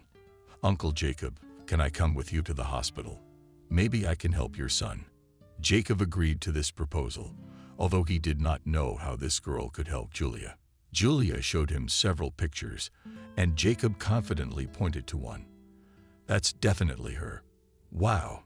She, it turns out, has a better understanding of the modern world than I do. Julia smiled, clicked something, and started talking. Apparently, Betty is single, and judging by the photos, she has no children. Oh, I feel like I'm not getting a mom. As soon as she finds out I'm helping you find women, let's not tell her anything. Well, let it be our little secret. Jacob smiled. He felt like he was at home here now, in his childhood. Of course, let it be. Especially since I have a strictly working relationship with your mom. That's you and Mom. Mom has a completely different relationship with you. Although, you know, I think she's kind of fixated on you and doesn't see anything around her. Uncle been following her around for a long time. Uncle is very nice. He's so real. And he loves Mom. And he doesn't even stop you from suffering. Jacob sighed. You know, Julia, I'm used to living alone. I'm afraid to imagine having someone around all the time. Julia turned to him. You can't do that. You know, a man shouldn't live alone. Well, he can live alone, but there must be someone else in his life. Do you know why lone wolves are so feared? Because they're angry at everyone. They're dangerous. Jacob raised his hands all. Julia, I get it. As soon as Liam feels better, I'll definitely look for my man. But I don't have time for that now. Julia turned to the computer. So let's write her a letter. Apparently she's not on the net that often. She was 2 days ago. But let's hope it doesn't take too long. Say we found her. She'll write us back. And then what? You ask her to come over. Maybe she's got a job, a career. It could be anything. And I'll tell you more. Jacob lowered his head, as if gathering his thoughts. You see, then, when I was young, I also met a fortune teller, though I should probably start with something else. First I met a coach. I didn't speak well with him, because I owed everything to him. Then I met a fortune teller who basically told me the same thing he did, but also added that very soon I would be just as unhappy as I am now.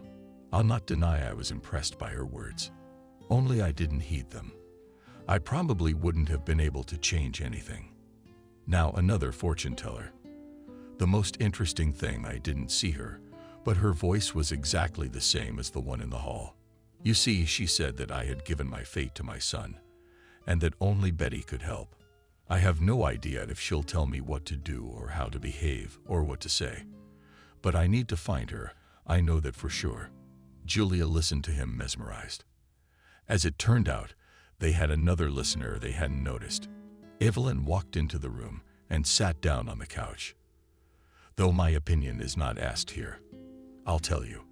I had an acquaintance, and a gypsy woman said something to her, and the acquaintance just sent her away, and everything started coming true for her.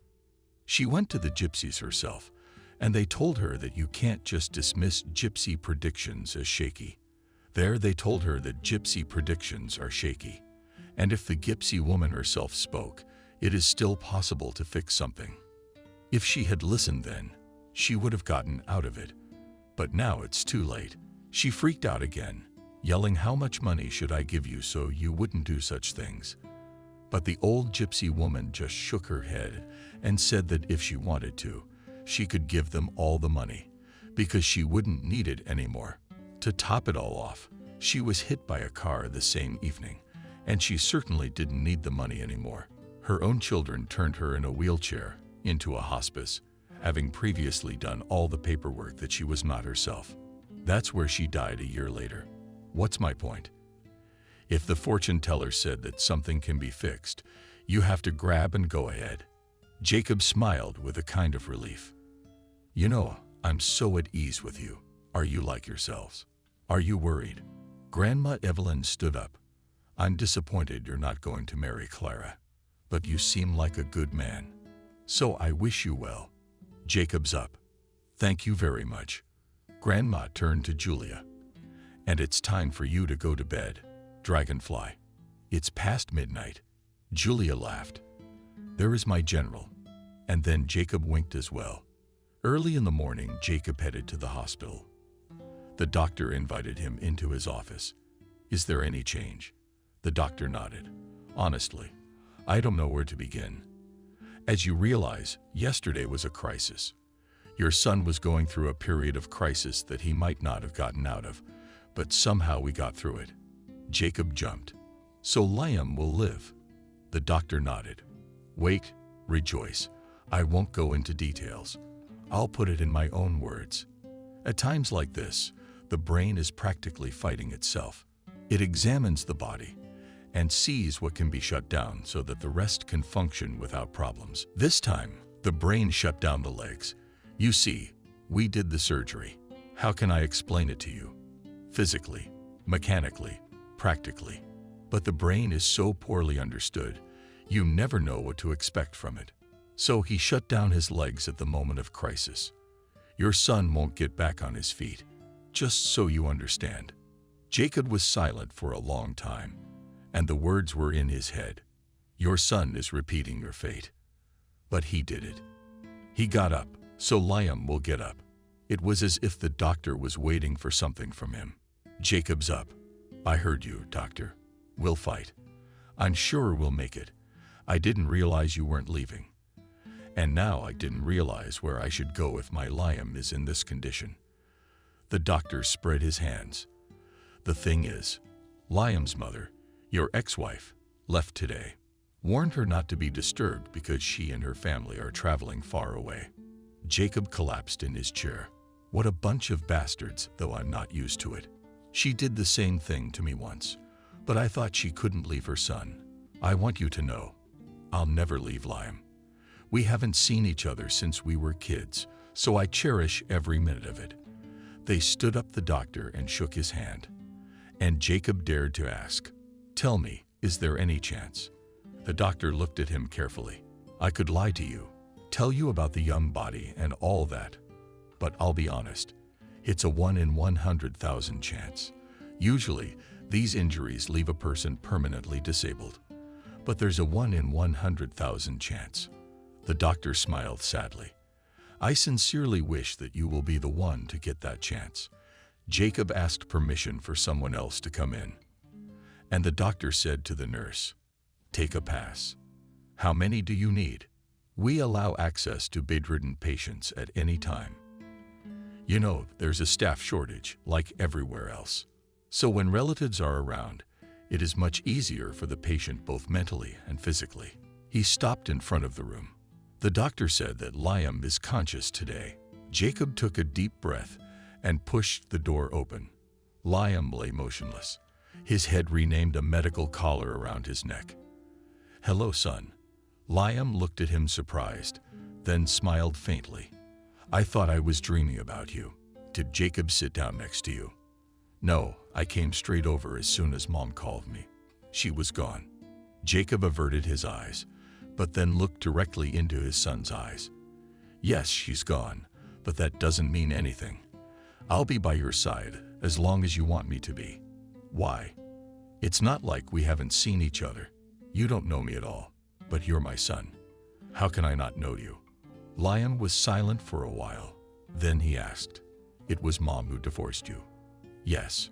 Why? Jacob was confused. Hadn't she told him anything? Then thought that it was not in Adriana's interest to tell the truth. I was playing hockey. I was at the height of my fame. And then I got hurt, And I was in a wheelchair. My mom told me straight up she didn't want me like that. You didn't leave me. No, son. I really wanted to see you, but Adriana was against it. She was very offended when I didn't give her our apartment, and even more offended when I spent my share on medical treatment instead of giving it to her. She told me a different version of how you kicked her out with a small child. That's why I didn't try to contact you. I realize now that I always knew about Mom. Okay, let's not talk about that. Jacob cheerfully stroked his arm. They talked some more and Liam fell asleep. Jacob went out. So we need to buy something, some vitamins, something healthy.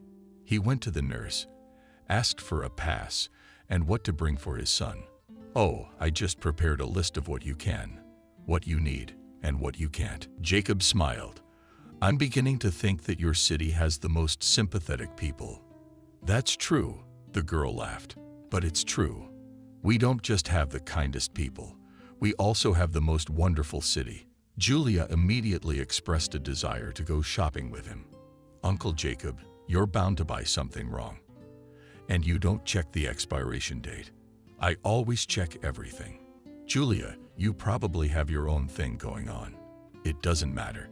Think of me as taking over you and Liam's patronage. And then I'll come with you to the hospital, so you can meet us. You realize that Liam will be in bed for a long time, and you'll be the only ones to visit him. It's so boring, you could die of boredom. So I'll take care of the entertainment part. Jacob sighed heavily. Julia, there is one more thing. I understand that Liam doesn't know yet, and doesn't know what will happen when he does. The doctor said that Liam will never get back on his feet again. Julia's eyes got huge, and then she whispered, Lord, we must support him with all our strength. In the evening, she and Julia, laden with bags, with special underwear, with fruit and yogurt, showed up at the hospital again. Liam, welcoming the guests, Liam looked at Julia in surprise. The girl was running around the ward like there were 100 batteries. This is Julia. She's the daughter of my colleague at work. And now I'm staying with her grandmother. Julia is my son, Liam. I can't say anything else, because I don't know anything yet. Liam smiled, but there is nothing to tell. I graduated from the university and got a job in a good firm. My mom's husband wasn't very pleased, because according to his calculations, I should have gone to work for his friend. But I was interested in money and career equally in the place where he was sending me. You could expect neither. I have a girlfriend, very beautiful, smart, ambitious. We had a fight with her the day It was my own fault. You have to be able to control yourself. Emily's a good person. We're getting married. I think she's gonna show up today. She's probably gone to her parents' house. Emily sometimes does that when we fight. Julia interrupted him. Do you have your own apartment? No, not yet. I rent an apartment, and we live there. Emily is not very happy, of course. She'd like us to move into our own apartment after we get married. But that's still a dream. Julia and Jacob looked at each other, but did not have time to say anything. A girl literally burst into the room, and Jacob and Julia immediately realized who it was. Emily was really very beautiful. Capriciously curved lips, high forehead, well-defined eyebrows and eyes huge, very skillfully painted and cold. She stepped over her feet in high-heeled shoes so confidently that it was immediately obvious. These were her everyday clothes. Julia gazed at her in admiration and could not even say a word. She could only dream of such outfits, such shapes. Liam smiled at Emily. I've been waiting for you. Jacob clenched his eyes. He suddenly realized what was about to happen. Your son is going to repeat your fate. He must stop this Vika. But how can he not force her to be with Liam? Liam, you know I don't like to be kept in suspense. You realize that I dreamed that we would both build a career, buy an apartment, a car, live well, and have a nice family. As you realize, you ruined all the plans. Liam tried to get a word in edgewise, but he didn't. Just moved them a little bit. Here I'll recover from the hospital, and we'll start to realize them right away. Emily even vanished. Why are you trying to trick me? Or maybe you think I'll be with you out of pity. No, Liam, I don't. Husband's an invalid. Find some other fool who'll be willing to carry your pots for you. What handicapped person? What are you talking about? They haven't told you yet. I guess they haven't had time. You, Liam, are no longer human. You're an invalid. You'll never walk again. The money we've been saving for the apartment, I'm taking it. First of all, my money is there, and secondly, it will be compensation for your deception. The girl promptly left the room, slamming the door. There was a pinched silence in the room. Then Liam asked softly, "Mom knew." Jacob realized that his confession would finally break his son and did not know what to say. Liam said slowly, "So she knew. So she left me, just like she left you when." The boy closed his eyes. And Julia suddenly said, "I always thought that there are no weak people. They're made up. Because I've always been surrounded by strong people, boys who don't cry when they break their knees, women who were abandoned by their husbands, and they fought their own battles, raised their children, whose husbands abandoned their wives. And so did they. I learned today that weak people do exist. They're the ones who would rather just run away so they don't have to bother with anything. Amoebas, I'm talking about Vika and your mother. Liam. I'm sorry." Liam, who had been lying there with his eyes closed, looked at her in surprise. Then he looked at his father. "Will you tell me how you got through all this?" Dassin. "Of course I will." While driving home, Julia was silent, but as soon as we got in, she started talking, even gesticulating. "You can't give up. We have to do something, you know." Understanding Julia, "Of course we'll do something. Only I understand. The dwelling where Adriana lived with her husband belonged to the husband, and she left her son without anything helpless. I'm still amazed at that woman. But that's okay. We'll go home. We'll manage somehow. I work on the railroad for a reason. We'll figure something out." Julia sat down at the computer. "Oh, Uncle Jacob." Betty answered. He quickly sat down next to her. "What's she writing?" "She's checking out tomorrow morning." "Like she's checking out?" Julia turned to him. "You know, you men, are you so bad at explaining things? A year will pass before you explain everything." I wrote her another message last night after everyone went to bed. I told her everything in detail, and she's already booked a ticket to Springfield today. She's asking for the address. Jacob jumped up. "Oh, what are we gonna do? We'll have to get her a hotel." Grandma Evelyn had a way of appearing silently and out of nowhere. "Why? Don't I have a place to stay? We're all tied up in one case." God help the boy out. Jacob couldn't help himself, hugged the older woman tightly, and kissed her cheek. She laughed, brushed it off. "Oh, I cannot. This is how many years I have not been in the arms of men. And seriously, you're a good man, Jacob. It's a shame I can't help you. Really, if you married Clara, you'd be worth a fortune." The three of them laughed. By evening the next day, leaving Liam in the care of Julia, who wouldn't let him get bored, Jacob went to the train station to pick up Betty. He was nervous for some reason. He remembered how they parted. He and his moms were standing at the foot of the train. When Betty came running in, she was panting and dreaming. "You're leaving altogether?" Jacob nodded. "Yes, there's nothing more for me to do here." Betty looked at him strangely and pressed her whole body against him. It was so sudden that Jacob woke up and wrapped both arms around Betty to keep from falling, and she whispered, "You know if you need me, you just call me." And Betty ran away. Mama said, "Why do you love you so much, girl?" But Jacob said glumly, "Enough with the love game." They never saw each other again. Jacob had no idea how Varia's life had turned out. At first he remembered her and even felt sad without her. But then he forgot. He turned his head and could not see a familiar face. Jacob's neck did not hurt. He stared in amazement at the woman who stood next to him and smiled. She really was unrecognizable. It was as if Betty had gotten taller. Plus, she had gotten the shapes that she used to have so much less. She is dressed in a stylish fashion. There's a big brown suitcase next to her and a big bag in her hands. So you're just gonna stand there with a glass. Or shall we say hello? Jacob, as if awake, hugged her, said thank you for coming. But I couldn't not come. Take your suitcase. Where can I stay? But if you don't mind, not very modern life.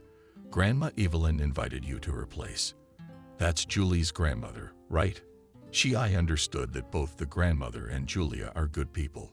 Jacob nodded eagerly. Larry, they are very good. Or maybe I should call you by your middle name. Betty stopped, looked at him. Let's assume it's a joke. Jacob was embarrassed. I'm sorry, please. So tell me, Jacob, what's your life like? Oh, nothing much. I live, I work. Mom, not anymore. Sorry, nothing, Betty. Tell me, will you help me with my son? I don't know yet, but I really hope so. Apparently Jacob had a look of incredulity in his eyes and suddenly asked, And you wrote to me because the fortune teller frightened you? You don't know what I do. No. What do you do? Betty smiled. Well, you'll find out soon enough. The whole evening was spent in conversation. Jacob hardly participated. It was the women who talked. It turned out that Valeria, after he left, decided that she could no longer remain a nurse. She enrolled in an institute and at the same time studied unconventional medicine. It turns out that practical medicine plus unconventional sometimes gives such results that the doctors only divide their hands, but they still refuse to admit that folk methods also work. Betty, what about work? She turned to him with a smile. If you were Sherlock, you'd know that I'm not Betty, but Betty, the owner of a private clinic, which is not so easy to get into. Even though people don't believe in unconventional therapies, and the waiting list for my clinic is a year long. Alex struggled to put his jaw back in place. I'm very happy for you. But don't think, Jacob. Stop making excuses all the time.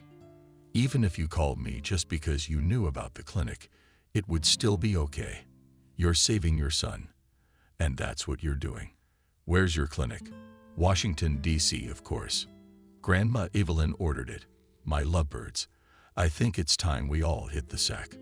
The girl's tired from the road. I've put you, Betty, in the big room. The doctor, listening to the barbarian's request to let her see Liam's medical history, squinted. Tell me, why do I get the feeling I've seen you before? She shrugged. I don't know, maybe we might have met on some medical forums. The doctor slapped his forehead. You, Betty. And I listened to your presentation with interest and remember how you rubbed the noses of those who didn't believe the real examples. But how did my patients, or rather their relatives, find you? Betty looked at Jacob, but we've known each other for a very long time. The doctor turned to Jacob. Well, you know, I can definitely tell you now that the odds have gotten much better. I don't really believe in all this either. But there's no smoke without fire. Colleague, come on in. I'll give you all the necessary papers. 2 weeks later, Betty told me to bring Liam to her clinic. Tell her there was hope. She shook her head. I won't say. You see, Jacob, all or almost all of a person's problems are in the head. That's where you need to look for something that will help your son. We may find it quickly. We may never find it. In the evening, Jacob called Peter. I'm sorry. I don't feel comfortable talking to you anymore. But I need to move my son to the capital. Jacob, what are you talking about? He's uncomfortable. Let's call me back in an hour and I'll look into it. What's the best way to make this work? Thank you and thank you. Yes, Jacob, talk, Pash. I'm sorry about our conversation. There was a pause in the receiver. Then Peter said, do you remember him? I remember him. But I didn't have the guts to apologize. But now there are no more misunderstandings between us. Don't worry, I'll figure it out. Jacob hung up the phone and felt a little better. An hour later, Peter dictated the number of the train. The conductor is a man and will help them. Jacob hung up the phone and managed to notice that Julia had tears in her eyes. So what happened? Julia stubbornly looked away. But Jacob took her by the chin. "Tell me what happened." Julia suddenly snuggled into his shoulder and burst into tears. From her coherent speech, Jacob realized one thing: Julia had fallen in love with Liam. It was so unexpected that Jacob was confused, and then he remembered their goodbye to the accident and pulled Julia away from him. "Did you tell him that?" "No. Why would I tell him? He's probably thinking, why do you need him?" Julia looked at Jacob with huge crying eyes. "Do you think so?" "Yes, I think so." Julia jumped up. "I have to go to the hospital right away." She ran out of the house like a whirlwind. Jacob just shook his head and immediately heard, "Trying to make sure your son doesn't repeat your fate." He didn't hear when she walked in. Betty grinned. "Trying to keep him from making the same mistakes I did." Julia came back almost overnight, eyes brightening, the smile never leaving her lips. She walked up to Jacob and poked him in the nose. "Thank you, Uncle Jacob. I will come to Washington on vacation to visit Liam." Evelyn hummed indignantly, but Julia gave her a look that made the words hunt. The left-handed old lady chose to remain silent. "Here, Liam, let's take a few more steps and rest on the bench." "Julia, I don't want to rest." "You don't want to, but you will.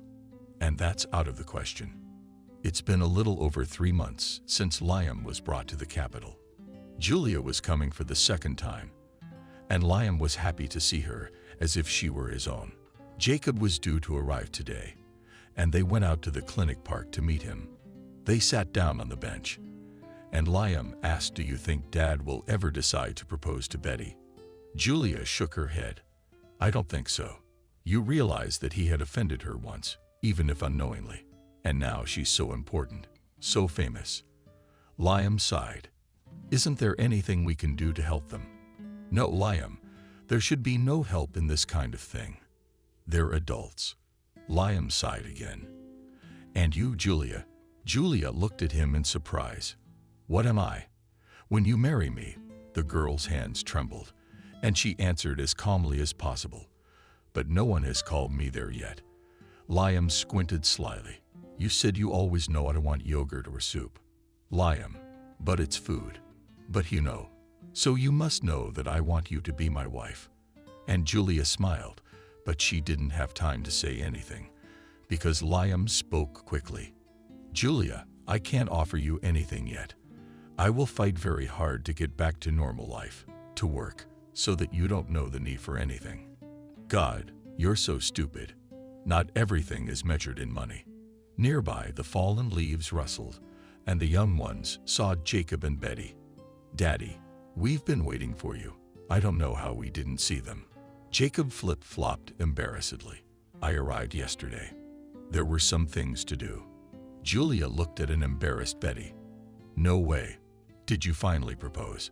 Jacob looked at them apprehensively. "How do you know?" Betty and Liam laughed merrily, followed by Betty. And then Jacob couldn't help himself. He hadn't laughed in a long time. Just like that. Not because he had to. "Jacob, Liam, what are you doing here?" They turned and stared at Agnes. Adriana's mother threw them a glance, then glared. Liam grinned at the mother. "If you're looking for a stroller, there isn't one. I get around on my own legs." Adriana pretended to wipe her eyes. She cuddled up to Liam. "My son, I prayed for you every day. We don't have to." "We know perfectly well that we don't." Adriana pulled away. She said calmly, "How did you get here through people you know? They say they use all sorts of grandmotherly conspiracies here. Can you talk to someone to help me? Can you imagine this one? Anyway, I'm getting a divorce. He's found someone young. I need him to be sentenced. Or talk, whatever it's called. You can't refuse me because your sister and your mother's happiness is at stake. But I don't even know what you're talking about. What conspiracies? Liam, is it hard for you to do something for your mother? All right, tell me who I can approach. And I'll tell you that your mom's a Betty. Woman, you need to get your own head treated, not your husband." Adriana responded with defiance. "Mind your own business. I am the owner of this clinic, and I can tell you for a fact that this place will not help you." Betty turned to Julia for treatment. Julia, help him. Lee turned around, took Jacob under her arm, and they all moved towards the hospital. Adriana remained standing. Her lips moved. She heard curses in the back of those leaving. What you wish for people comes back to you doubly. Good for good, evil for evil. Adriana flinched and saw an old gypsy woman standing beside her. The woman could have sworn there had been no one there a second ago. The gypsy woman looked at her calmly. Aya, fuck you all. Adriana rushed toward the exit of the park without looking back, so as not to see those piercing black eyes.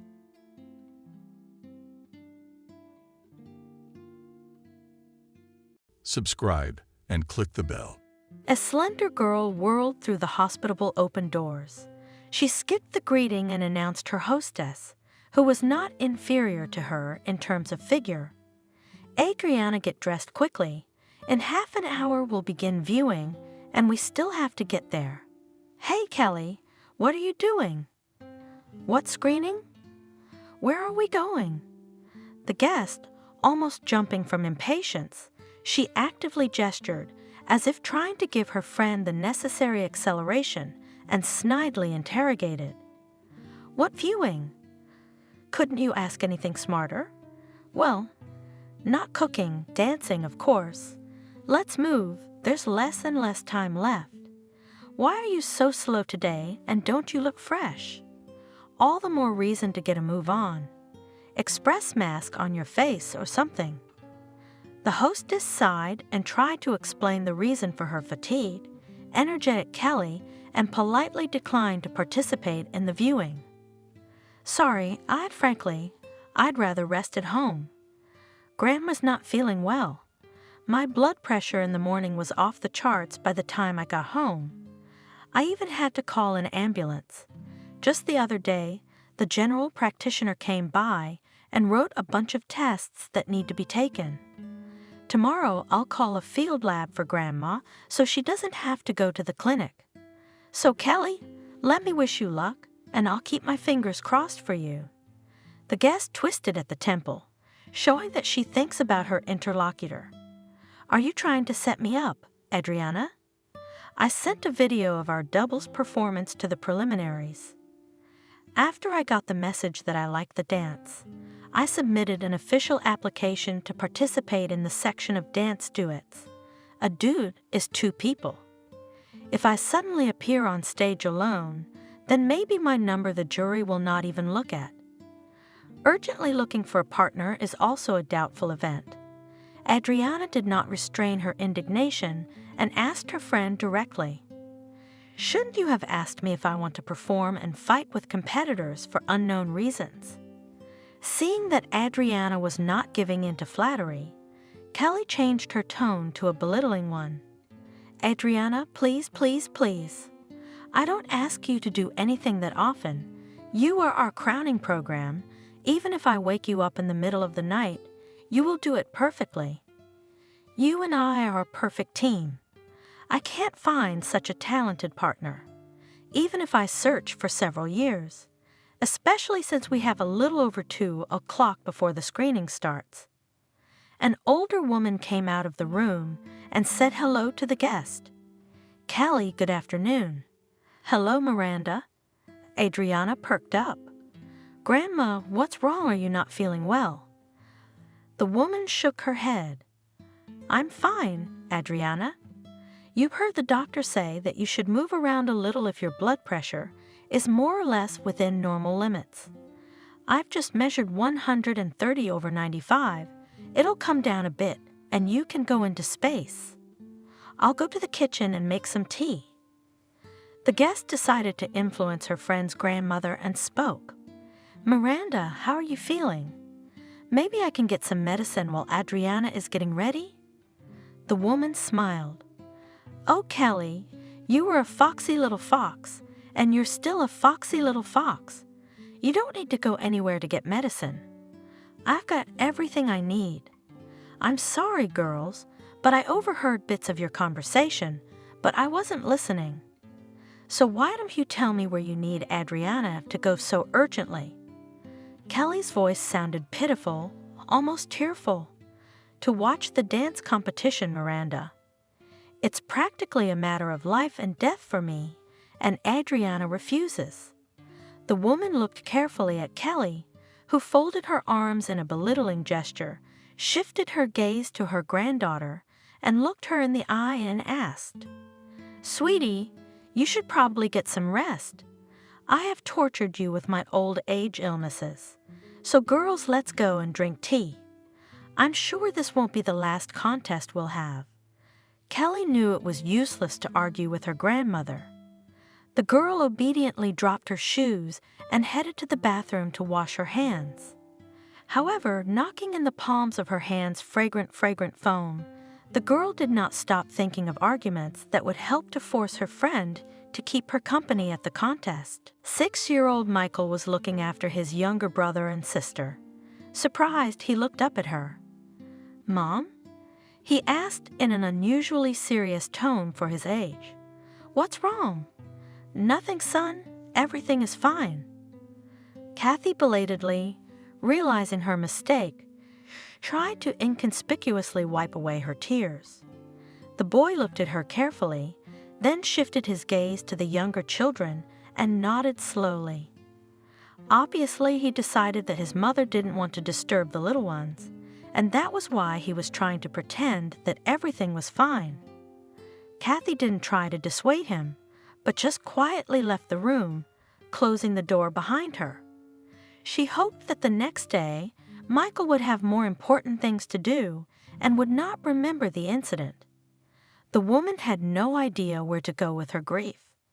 There were only 2 rooms in their apartment, a child's room and an adult's room. And the second room was where her husband could come at any moment. Kathy didn't want to see him now. Besides, she suspected that he would not give up his favorite subject so easily and would continue to annoy her with his remarks. There was only one way out, despite the lateness of the hour, and that was to leave the apartment. Of course, leaving the children virtually alone was not the best solution. On the other hand, in such a state, she obviously will not be able to interact with them normally. And therefore, whether she is in the apartment or not does not play a special role. The younger ones would still be left in Michael's care. At least Kathy had no doubt that he would put them to bed properly and go to bed on time.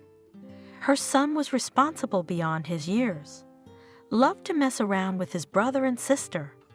Of course, the woman tried not to let the children be alone for long periods of time.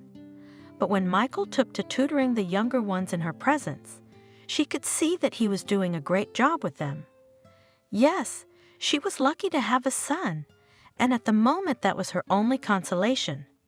She walked aimlessly down the street, hardly looking around, not even noticing the beginning of the rain, small and nasty. All her thoughts were centered on one single question: how she had come to such a life. How had her happy youthful love ended when her husband openly accused her of infidelity without any reason? Kathy remembered how they had met. She is a young economics student at one of the country's leading universities.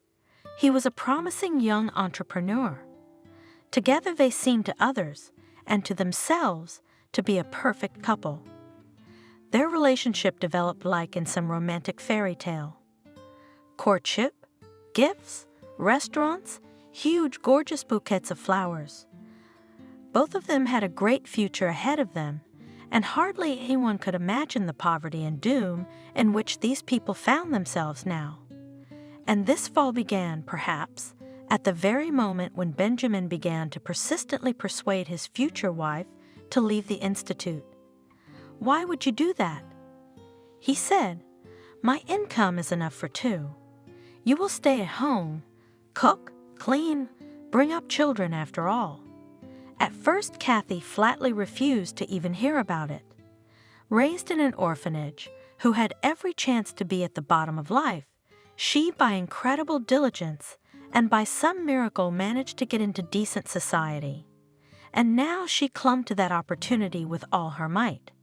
However, in the end, Benjamin managed to convince the girl that now this wonderful new world, in any case, will not go anywhere from her.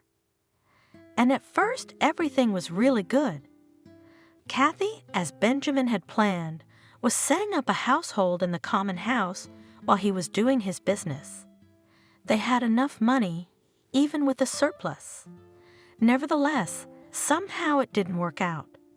There were always some not obligatory, but pleasant things that I wanted to buy right now, and perhaps none of them at that time thought about the need for any savings. My parents would help us in case of emergency, Benjamin assured his young wife. When she timidly started talking about it, "You know they're not poor," Kathy still didn't know. He himself at that time believed what he was saying or was deceiving her, confident that that very critical situation would never happen. Now, the day of the contest came very quickly. There was literally no empty space in the hall. After all, to be honest, there was not much entertainment in the camp. According to the draw, Adriana was chosen to perform right after the magician, who opened the talent parade. Going on stage, the girl brilliantly began her performance with a familiar song. However, when the first lines of the second verse were heard from the speakers, the music stopped. There was silence in the hall. Only the girl on the stage acted as if nothing had happened and continued her dance. She managed to look into the hall as before, so it seemed that she looked into the soul of every spectator. Adriana's lips were moving slightly. Apparently, she did not hum the song loudly after all, helping herself not to get lost in the dance. It was fantastically beautiful. The silence was suddenly broken by a lone voice from somewhere from the last rows, singing the popular lines aloud. Then other spectators joined the unknown soloist. Soon almost the entire hall, including not only teenagers but also a large part of the staff, was singing the familiar lines. One of the contestants, who was standing with a guitar backstage waiting for his exit, began to play the melody on the instrument. As she spoke, Adriana made several deep curtsies to each side of the room, as if there were important people there, as well as to her unintentional accompanist from backstage. Smiling, she sent air kisses to everyone, and at that moment the applause rang out. As a result, the first prize was awarded to Adriana. The silver prize winner was a young man who played guitar perfectly and won many hearts. The honorable third place went to Kelly. She didn't seem to be upset. She found the strength to congratulate those who had beaten her. Thanking the jury and the audience, that same night, after eliminations, Kelly went to Adriana's cabin and called her in to talk. The winner did not refuse. At Kelly's suggestion, they retreated to the dining room so that, she said, they could not be overheard by nosy neighbors, and sat down on a bench. The silence lingered, and Adriana asked, "What did you want? Speak quickly, because I'm tired. I'm falling off my feet." "Anyway, I just wanted to admire your performance. You were great, you were great. You handled an unconventional situation very well. You didn't get confused and danced everything without a hitch." Adriana was pleased with the praise from a peer who knew about dancing, and she confessed, "In general, this merit is not entirely mine. Our coach once told us that at any level of competition we should be ready for anything." She gave an example of how once at the World Figure Skating Championships in the early 70s, one of the pairs performing was in a terrible situation. The musical accompaniment, while performing the program, simply turned off. However, the skaters, with a squeak, cutting the ice with their skates, continued to perform the elements as if nothing had happened. The secret was that they were practicing with a metronome at the insistence of their coach. The whole pattern of the dance, or I don't remember exactly how they call the sequence of elements, was subordinated to a strict rhythm, calculated by seconds, and the absence of music in the middle of the performance was not a disaster. It was certainly much more difficult for them than for me today. Can you imagine the difference in the scale of the competition? Plus, no one was singing along. I had that inspirational example in my mind today too, and their incredible support from the audience was palpable. Kelly was ecstatic. Challenging her rival to a meeting was originally just to find out her secret. Now she decided to become her friend. Adriana accepted the offer to socialize. They exchanged what they knew and even came up with a few dance routines. For the performance at the Parents' Day, the girls came up with a small number and thwarted a flurry of applause. Upon returning to the city, the girlfriends continued to socialize. Kelly even went to study in the studio, where Adriana practiced. As they grew up, slim, young, perfectly dancing beauties invariably attracted attention at discos. The girls together entered the Institute of Culture and managed to reach the equator. When the happy, quiet life of Adriana collapsed overnight, her parents died in the family car. As soon as they drove a little away from the parking lot at the mall, the car flew into the air. Doctors were powerless to do anything. The girl was saved only by the fact that she did not feel very well that day and stayed at home. She didn't go shopping with her parents. She lay on the sofa under a warm woolen blanket and drank tea with lemon, trying to overcome her ailments as soon as possible. When Adriana saw her grandmother opening the door of her dead daughter's apartment with her own key, she realized that something irreparable had happened. Miranda hugged her granddaughter and whispered the sad news in her ear. The girl couldn't find her place. It seemed to her that if she had gone with her parents, she would have surely noticed something wrong and prevented the death of her loved ones. She tried not to upset her grandmother, but at times tears dripped from her eyes when something reminded her of her parents. Kelly became a real support for Adriana during that terrible period. She literally moved into Miranda's apartment, where a friend moved after the tragedy. Kelly did not let her grief wither her. She, almost by force, took her to the institute, forced at least something to eat. To the surprise of many neighbors and other people's gossip, the perpetrator involved in the massacre of Adriana's parents managed to detain. And the main merit belonged not to the law enforcement agencies, which, as if someone gave the order, not too active in the search for the criminal. Grandmother spared no money to punish not only the murderer, but also the customer of the massacre of the only adored daughter and son-in-law, whom she respected and loved. Miranda sold her jewelry and carefully shielded her granddaughter from the details of the investigation and court cases. She seriously feared for Adriana. After all, her psychological state, even 6 months after the tragedy, was deplorable. As soon as the girl approached the house where the apartment was located, where she lived with her parents, as she began to have hysterics, Adriana could not forgive herself for staying alive. To return to the place where she was once happy, the girl refused flatly. Miranda didn't insist. It wasn't easy for her, and alone, she would probably have lost her mind. Her granddaughter and the punishment of criminals were her anchors to keep her sane. Adriana was holding on in part because of her grandmother, and not without Kelly's help, trying to continue living in her new reality. Her financial situation had taken a noticeable hit, and Miranda, after much deliberation, arranged a home council with her granddaughter. "Girl, I realize that we are going to have a difficult conversation, but I will not make important decisions without you. I know that the apartments are not thrown away, but to rent it to me, frankly, sorry. I'm afraid that instead of money, we'll end up with ruin. What do you think?" "Grandma, you're right. It's too hard for me to be there. I couldn't find a normal job yet, and I'm ashamed to sit on your neck."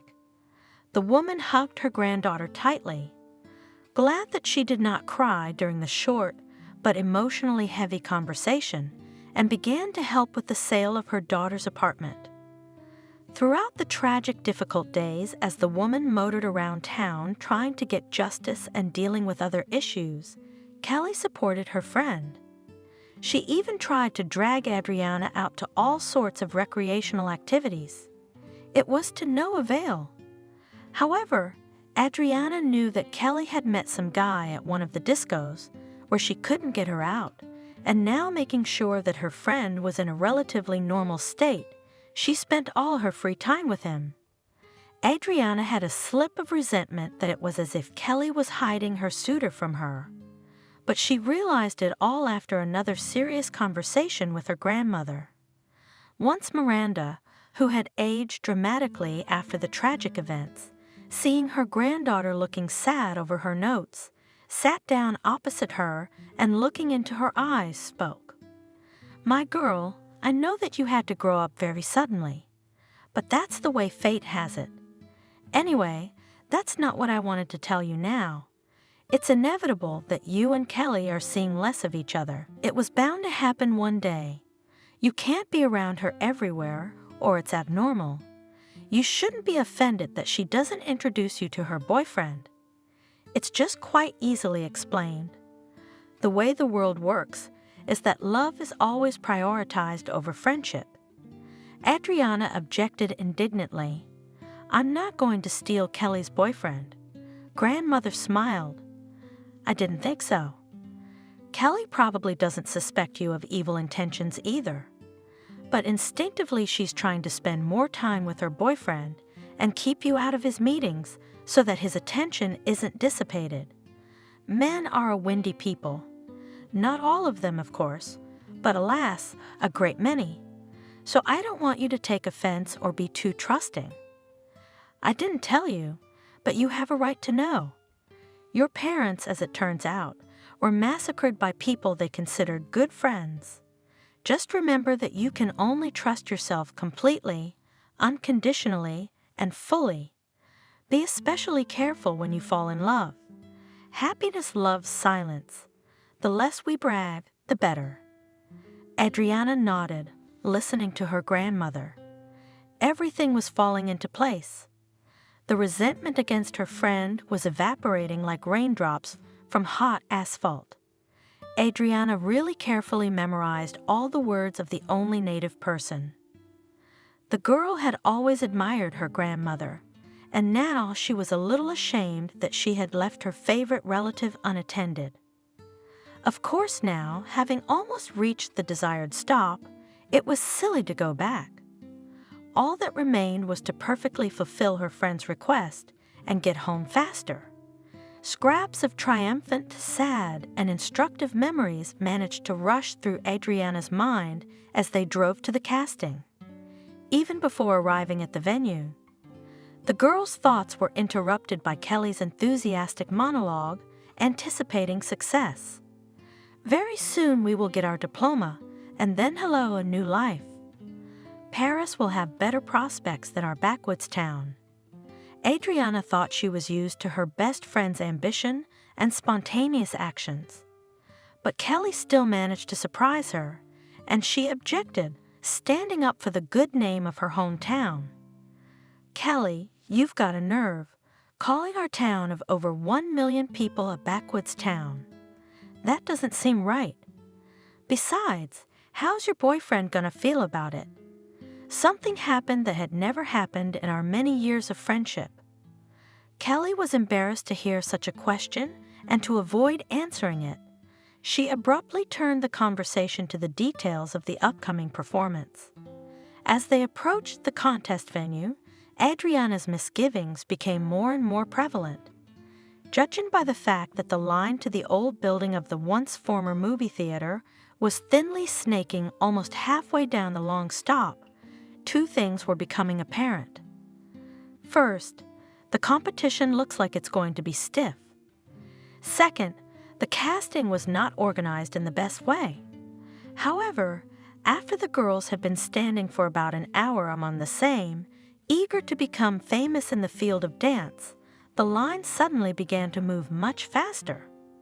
When Kelly and Adriana finally waited for the moment of their performance, the reason for this sudden acceleration became clear. and barely they had time to perform a couple of movements as the person sitting in the center of the table in the jury shouted, "Well done, just bravo." "Enough. Wait, in the next room." We need to discuss the concept of further development of the duo. There's water, tea, healthy sweets, have a rest. A little later, you'll be invited for an interview. Adriana didn't care because she had agreed only to participate in the very initial stage at the insistence of her stubborn friend. But Kelly's hands were almost trembling.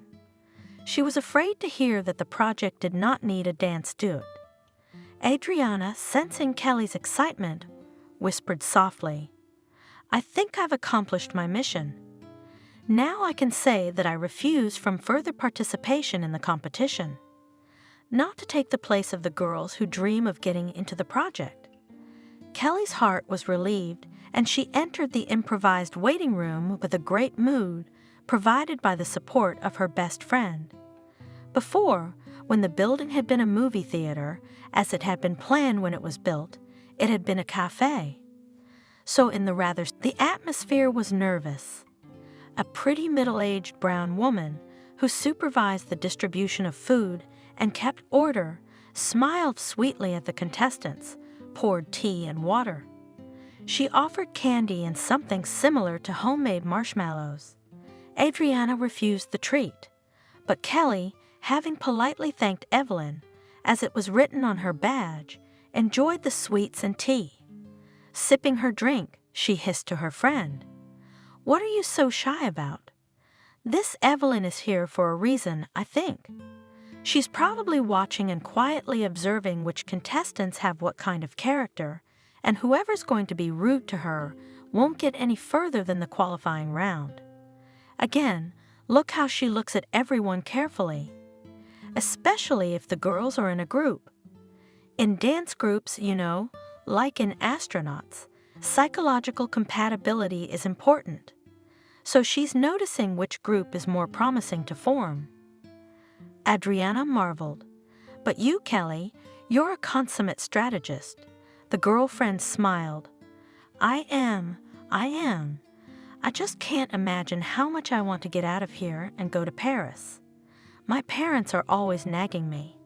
Study better, don't stay out late, eat well, or you're almost transparent." She mocked. Adriana kept silent so as not to cry. She was glad to have her mom and dad telling her what to do, and she desperately missed the times when the whole family was together. Fortunately, Adriana's painful conversation was interrupted. An acquaintance from the dance studio came over, and they chatted for a while, reminiscing about the past. The conversation helped to forget a little about the tense situation. The number of contestants in the hall did not decrease, and those who went to the room for the interview were replaced by new ones. Soon, Kelly and Adriana, an old friend of Kelly and Adriana's, were called in for an interview. And next the two of them were called into the room. In the room, sprawled on the couch, half lying, half sitting, was a man who from the first moment made the most unpleasant impression on Adriana. Mannerly from high, though looking at the girls from bottom to top, he, slightly stretching vowels, said, "I am the producer of this project. My name is Michael. I have to admit, honestly, I've been watching you move on the online camera, and it's impressive. You have a great duet, such cohesion, such harmony, and such plasticity. It's like you're moving without tension. I can see that you enjoy your performance, and that's very much appreciated. Anyway, I'm ready to make you a unique offer right now. I'll hire you at a club in the capital. At first, of course, there will be a trial period, but all the tips are yours. You'll have to learn a little bit, of course. We have our own specifics in this establishment, but I think you girls are talented, capable, and will easily cope." Adriana could not contain her surprise. What kind of tips can the members of a dance group have? Kelly, who already had a picture in front of her eyes of being applauded by a huge hall in the Capitol, suddenly also thought about her friend's quite adequate question. Michael laughed mannerly and explained, emphasizing the age of the contestants. It seems that minors were not allowed to our casting. So where did this naivety come from all of a sudden, or did you decide to break comedy here? Why are you batting your eyelashes? You'll have to dance in a club where the customers are generous and hot. The producer didn't name the job, which she probably was, but Adriana realized she had to get out of that room as quickly as possible. Taking Kelly under her arm, the girl correctly said goodbye. "I'm sorry to have taken up your time, but we have to go." Contrary to fears, not Michael, no one or anyone else was holding the girls back. They quietly walked out of the former movie theater building into the street. The always cheerful Kelly shrank, realizing that she had almost got into a bad story, and Adriana cheered her up. "Don't worry, there'll be more normal auditions. In the meantime, let's get a cab. I'm really worried about Grandma." Kelly, who was feeling awkward, was uncomfortable to refuse, even though she had planned to give herself an extraordinary shopping spree to improve her mood. While the girls were in the cab, Adriana asked, "Kelly, let's not scare my grandmother with the truth about this fake casting. Let's just say it didn't work out. I mean, it's real, and she doesn't need to know the details." "Of course," immediately agreed friend. "I myself do not like to think that I was so easily fooled. You could have checked out the organizer's firm. Okay, I'll be smarter now. Thank you, Adriana, for coming with me." Adriana smiled at her friend, even though she was feeling a little sick to her stomach. She had left her grandmother alone for the sake of this cheating contest, and she would never forgive herself if something bad happened during that time. To the girls' great relief, everything was relatively fine with Miranda. However, the woman promised her granddaughter that she would soon undergo a full examination. "Do not worry, I will pass all the doctors." In the polyclinic at the place of residence, the queue to the cardiologist was scheduled for 3 months in advance. The neurologist was on vacation. There was no endocrinologist at all. In fact, only the therapist, ENT, ophthalmologist, and gynecologist worked. Adriana smiled sadly, remembering Kelly's speech about her hometown, and mentally agreed with her. A polyclinic in the center of town with no doctors almost. At the insistence of her granddaughter, who was worried about her health, Miranda had gone to a private pay clinic. Adriana was adamant. "Let's withdraw the money left from the sale of the apartment, but you will pass the doctors without such a long wait?" The woman only had to obey, and her epic with visiting the clinic, taking tests, and undergoing examinations began. Adriana, of course, asked her grandmother about the results, but in the hustle and bustle before graduation, she simply did not have time to study what was stated in the statements. Miranda cheerfully told her granddaughter that all the detected deviations from the norm were just senile changes, which angered Adriana. "Nonsense, you're always young." In fact, Miranda's health was not as rosy as she presented it to her granddaughter. In addition to her diagnosed diabetes mellitus, the cardiologist was concerned about her heart condition. The shallow woman didn't panic and checked the diagnosis elsewhere, then at another clinic. But all the doctors were unanimous. The condition was dangerous and surgery had to be prepared. Miranda diligently followed all the recommendations, and Adriana was happy to note that the feverish blush had disappeared from her grandmother's cheeks. The woman underwent the operation, and it seemed that a new happy period of life was ahead of her. After receiving their diplomas, Adriana and Kelly decided to open their own dance studio, where not only children, but also adults who decided to join dancing could come. The girls staked on an unusual approach, They offered visitors a mix of modern dances, as well as engaged in staging movements of couples to wedding compositions, using an idea from a movie once seen. In addition, Adriana decided that her free time would be spent sewing, learning from her grandmother.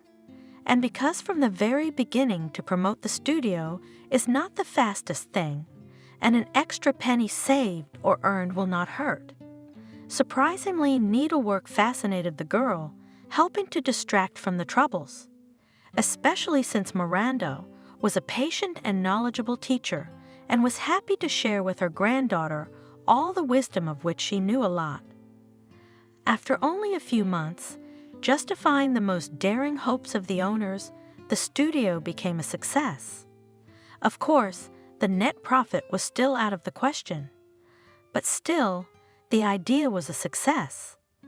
Adriana was happy that she was doing what she loved, both at home and in the company of her best friend. Most of all warmed the soul of the girl thought that her grandmother now does not have to deal with the financing of their small family alone. Everything was fine for almost a whole year, and then Miranda was suddenly gone. The girl came home and saw her grandmother lying on the couch as if resting. She slowly approached to cover her with a plaid, because the apartment was quite cool, because the central heating had already been turned off and traditionally frost had returned. As soon as the girl came closer, a scream of horror burst out, it seemed, from the very depths of her soul. It was obvious that her grandmother would now no longer be safe from the cold.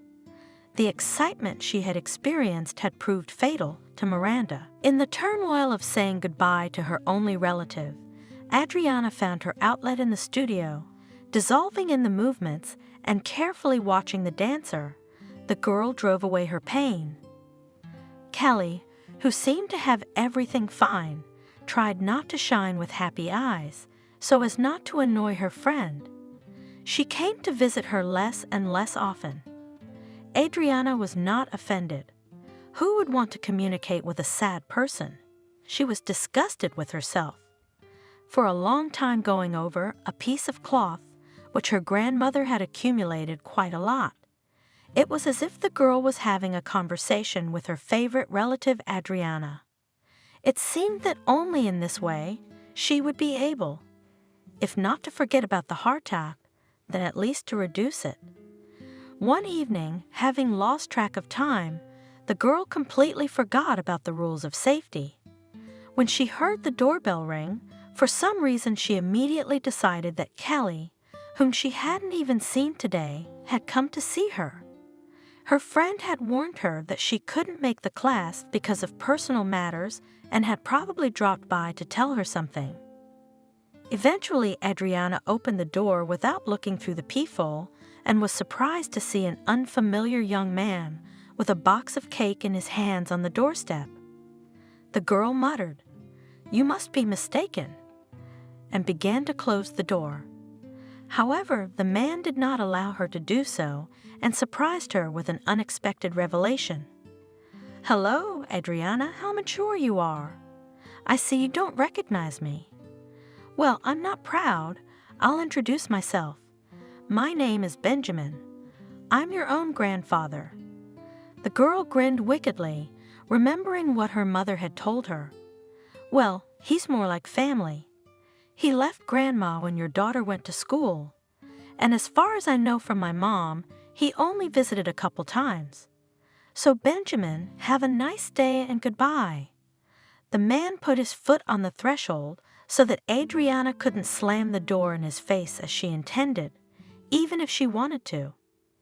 And in a stern tone that sent shivers down the girl's spine, he said, "You granddaughter do not get hot. The apartment partly belongs to me. I never divorced Miranda. She probably didn't bother with that formality. She didn't file for alimony. So, dear granddaughter, excuse me, move over and let me pass." Stunned Adriana, using all her strength, managed to put on the door chain and shouted to the uninvited guest, "I'm going to call the police now." "Just so you know." The man only smirked. call all you want. It's even better that you make sure I'm telling the truth. I'll treat them to cake. I'll tell them that my granddaughter is the only one who won't let me in. I have a specialty cake from my childhood town. I'm sure the cops will love it. I'm just afraid it'll frost a little, so you better hurry them up. Tell them it's urgent. Grandpa wants to treat you. Go ahead, I'll wait for you here. The man took his foot off. Adriana slammed the door shut, locked it, and froze in doubt. Really, she would call the police now, and what would they say? Come, because there is a relative unknown to me under my door. He does not threaten, does not attack. Thinking, the girl moved away from the door just in case and dialed her friend's number. Briefly explaining the situation to Kelly, Adriana asked, "Help me out. Your cousin seems to know someone in the police force. Ask him, if it's not too much trouble, what should I do?" "I got it. Don't worry. Give me 10 minutes and wait for my call." Kelly called her excited friend back, even a little before the announced deadline, and happily informed her, "Wait, we'll be there soon, me and backup. You will open the door only after I tell you to, understand?" Adriana gave a sigh of relief. "Thank you, Kelly. I owe you one." The girl tiptoed towards the door to see what was going to happen, and soon she heard the low voices of men. It was hard to make out who was talking about what, and Adriana was cursing herself for insisting on good noise insulation during the renovation. However, she didn't have to suffer for long. There was a knock at the door, and Kelly, parodying a cartoon character, said, "Owl, open up. The bear is here." Then she added in her own voice, "It's okay." Adriana let in her friend, her cousin Kevin, who she knew a little, her grandfather, who had shown up out of nowhere, and a strange man. Kelly introduced him. "Adriana, this is Christopher. He's one of the best lawyers around. He will help you resolve the matter with the least amount of effort." The man bowed his head and spoke in a pleasant baritone. "Although under such unexpected circumstances, it's a pleasure to meet you. If you don't mind, why don't we all sit down at the table? Benjamin will calmly state the essence of his claims, present the documents he has. If it's not too much trouble, Adriana, I'll ask you to prepare the receipts for the rent for the last month or any other month. It's not too important." The lawyer's voice mesmerized the girl. She was even glad of her grandfather's sudden intrusion, because this mishap had led to a pleasant acquaintance. While Adriana went to the other room to get a receipt, Christopher had time to study the passport that the girl's grandfather had given him. He held it out to Kevin. "Look with your own eye. Something marriage stamp looks strange to me." Kelly's cousin, having scrutinized the stamp, began to photograph all the pages of the passport. Benjamin raised an eyebrow in surprise, but did not have time to comment. The lawyer asked him an unexpected question. "What store did you buy the cake from?" The man even stood up, saying, "You can't buy such a thing here. In my hometown, the only bakery in my hometown bakes according to old recipes. I went in yesterday before I left and bought some." Christopher nodded in affirmation. "It seems we are fellow countrymen, Benjamin. Only I haven't been to my native land for about 5 years. Who's behind the cash register at the pastry shop?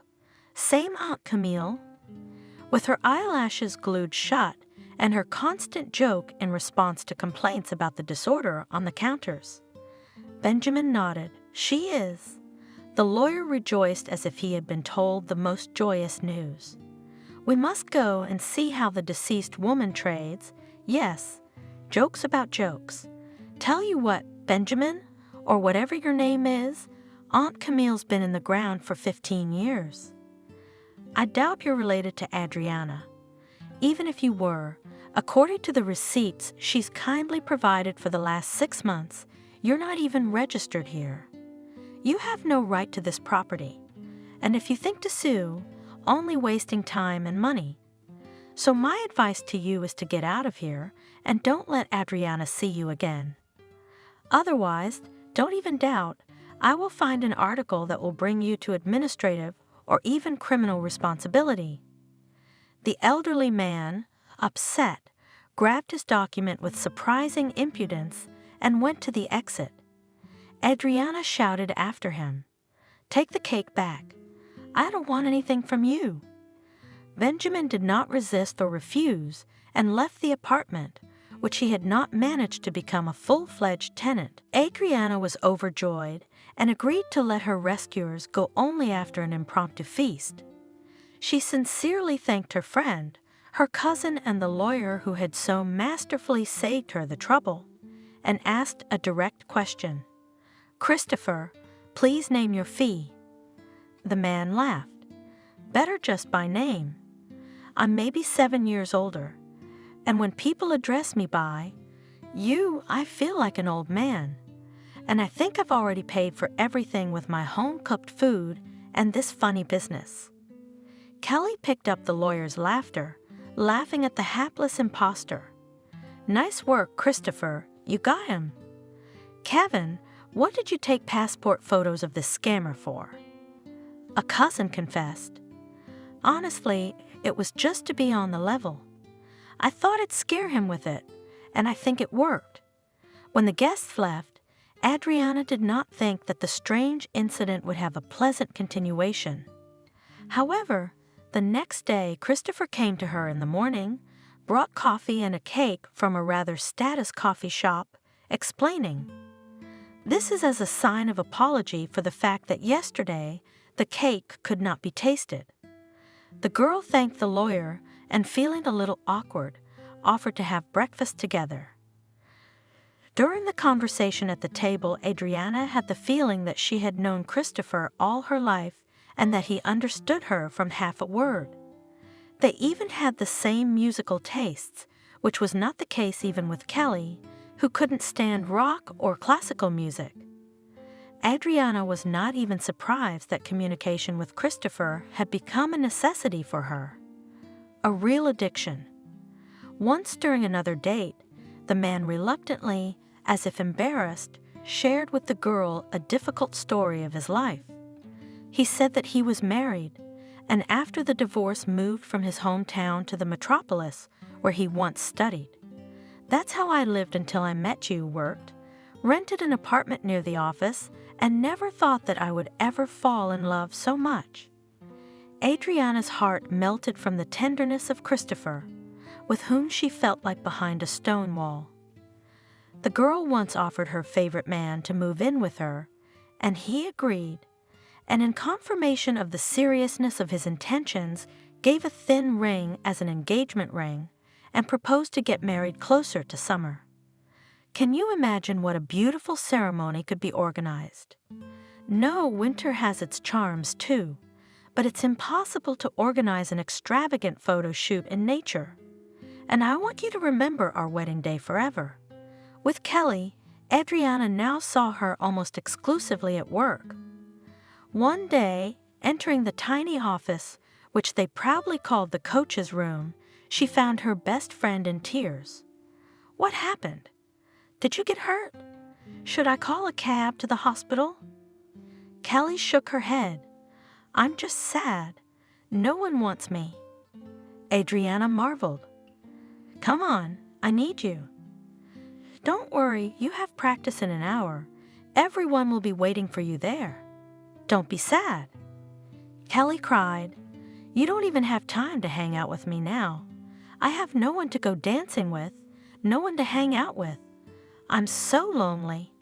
Adriana tactfully did not ask where the mysterious bow had gone, from which her friend's eyes shone so brightly, and offered her, "You know, let's sit at my place tonight.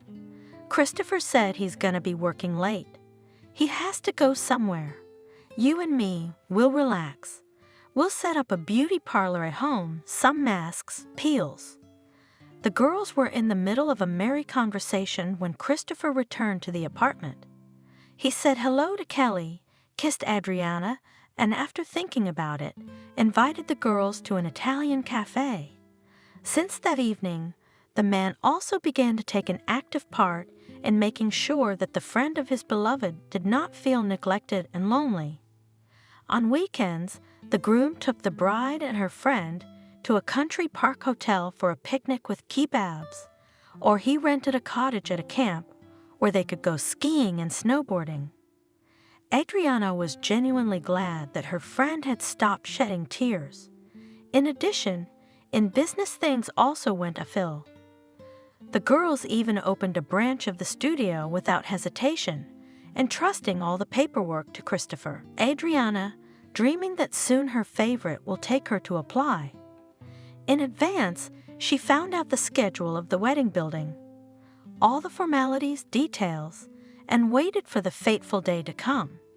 However, the man was alert, affectionate, but although the last spring month has already passed the middle, he did not talk about formalizing the relationship. Probably, Adriana for some time would go, as they say, in rose-colored glasses, and did not suspect anything.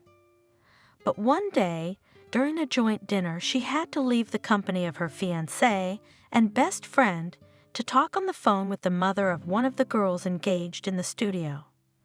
Returning to the table, Adriana almost caused a scandal when she saw Kelly move to her rightful place, kissing Christopher. The deluded bride had to summon all her self-control to almost calmly report, "So, Christopher, as far as I'm concerned, you're moving in. So give me your set of keys. I'll put your stuff together and let you know when you can pick it up. Kelly, I want my apartment keys back too." However, the friend was not embarrassed and, rummaging through her purse in a completely calm tone, reported, "Anyway, I'm glad it's all finally cleared up. Yes, Christopher and I are together now. But let's not make a tragedy out of it, okay? I don't want our business to suffer because of any resentment you might have. Be professional, Adriana. I know it's going to be hard for you to see me, so I suggest we stay away from each other temporarily until you cool off. I'm afraid you'll suddenly have steam coming out of your ears."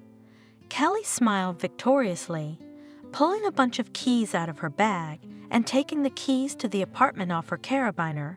She continued to outline her ideas. "We'll divide the studios like this. The one closer to my house will be on me.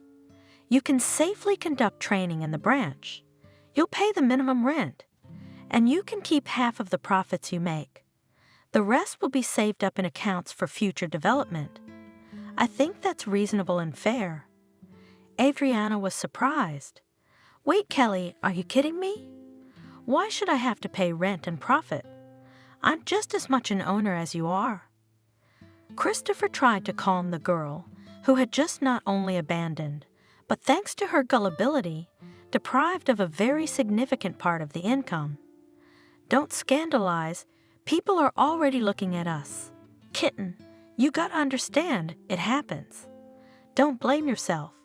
You're a wonderful person, a talented and beautiful girl. You'll be fine. Let's be friends, okay?" Kelly agreed with the man. "Yes, Adriana, let's civilize our relationship under new circumstances. I think you're being overdramatic. Of course, as a dance coach, you're unrivaled, but in business, I'm sorry, you don't know anything. Who signs papers like general powers of attorney and amendments to bylaws without looking? Christopher and I will be running the business. You do what you do best. Show me how to dance." Adriana remembered that she had actually signed a few sheets of paper without even reading, believing only Christopher's oral retelling, and flared up. "So, having actually knocked the ground out from under my feet, having taken away the joy of doing what I love, you're trying to look like a benefactor. Oh, good for you. But you should know that I will not give up. I will study all the documentation very carefully and will not let you wipe your feet on me." Grabbing her purse, Adriana ran home, not looking back at the calls to stop that the traders shouted after her. In the apartment, She ran from room to room, from bathroom to kitchen, grabbed the Christopher things she saw, and threw them on the bed. Then she tied the corners of the bedspread crosswise and hauled the unexpectedly heavy knot to the door to toss it over the threshold. As soon as her ex-fiancé arrived, finished with clearing the apartment of Christopher, Adriana rushed through every piece of paperwork she had at home. The more the deceived girl was immersed in reading, if necessary checking the meaning of terms on the internet, the more she was horrified. How naive she had been, how insanely gullible. How right her grandmother had been in saying that you can't trust anyone unconditionally. Such a blow from Kelly, whom she considered her best friend and fiancé. The girl could not imagine, even in the most nightmarish dream, the power of attorney that Adriana had given Christopher had played a very bad joke. The man, using her boundless trust, legally arranged everything so that the girl, in fact, almost no rights to the studio remained. She was now not the owner, but an ordinary employee and could not even arrange a vacation or set a convenient work schedule without agreement with Kelly. Adriana, of course, could quit even now, but decided to try to work at least a month to prepare the way out, to rent the premises and organize there a new studio, luring the maximum number of clients. Adriana didn't even talk to Christopher, who had come to pick up her things, and as soon as the bundle with his belongings was on the landing, she hurried to close the door. In the adored studio, Adriana now went as a hard labor. And after a week, the flow of clients noticeably decreased. Even regular students and pupils began to refuse from classes. Adriana blamed herself, thinking that the trainings lacked courage and the spark that ignites talent in people who are shy to dance. But one day, one of the first visitors who became a regular opened her eyes to what was going on. It turned out that Kelly brazenly simply lures customers to her hall, not bending any methods. The most harmless lie of her former friend was the allegedly random news that Adriana was going to leave, and therefore she, of course, did not have time for classes. Thanking for the valuable information, the girl said goodbye to the visitors and went to the coach room on unbendable legs. She wanted to take her things quickly, and having reached home, to cheer herself up. However, she decided first of all to write to her former friend that she was quitting, and she immediately fulfilled her intention. The reply message that arrived in the messenger on her phone completely knocked Adriana out of her rut. The picture was a decorated vignette, an invitation to the wedding of Kelly and Christopher, and with a mocking column +1. Before the girl could catch her breath, another message arrived. We really want you not to be mad at us and to share our moment of joy. The uniforms are dressy. Kelly and Christopher. Adriana was in shock. What had she done to humiliate her like this? Why were the people she considered her support now pushing her into the abyss of despair? Had she misjudged them so deeply?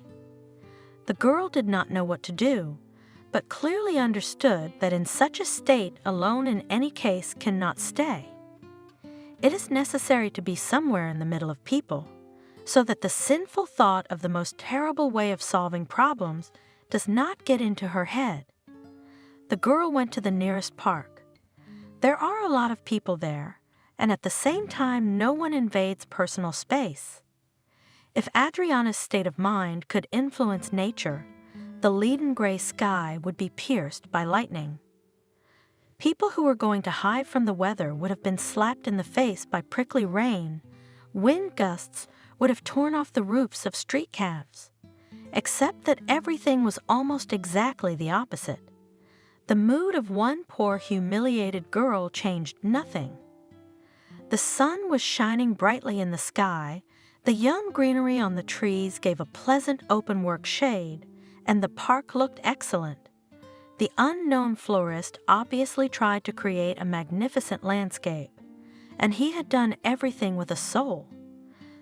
The park was much cozier than Adriana remembered it, and she sat down on a bench to try to disconnect herself from all the excitement that had nearly brought her to the brink today.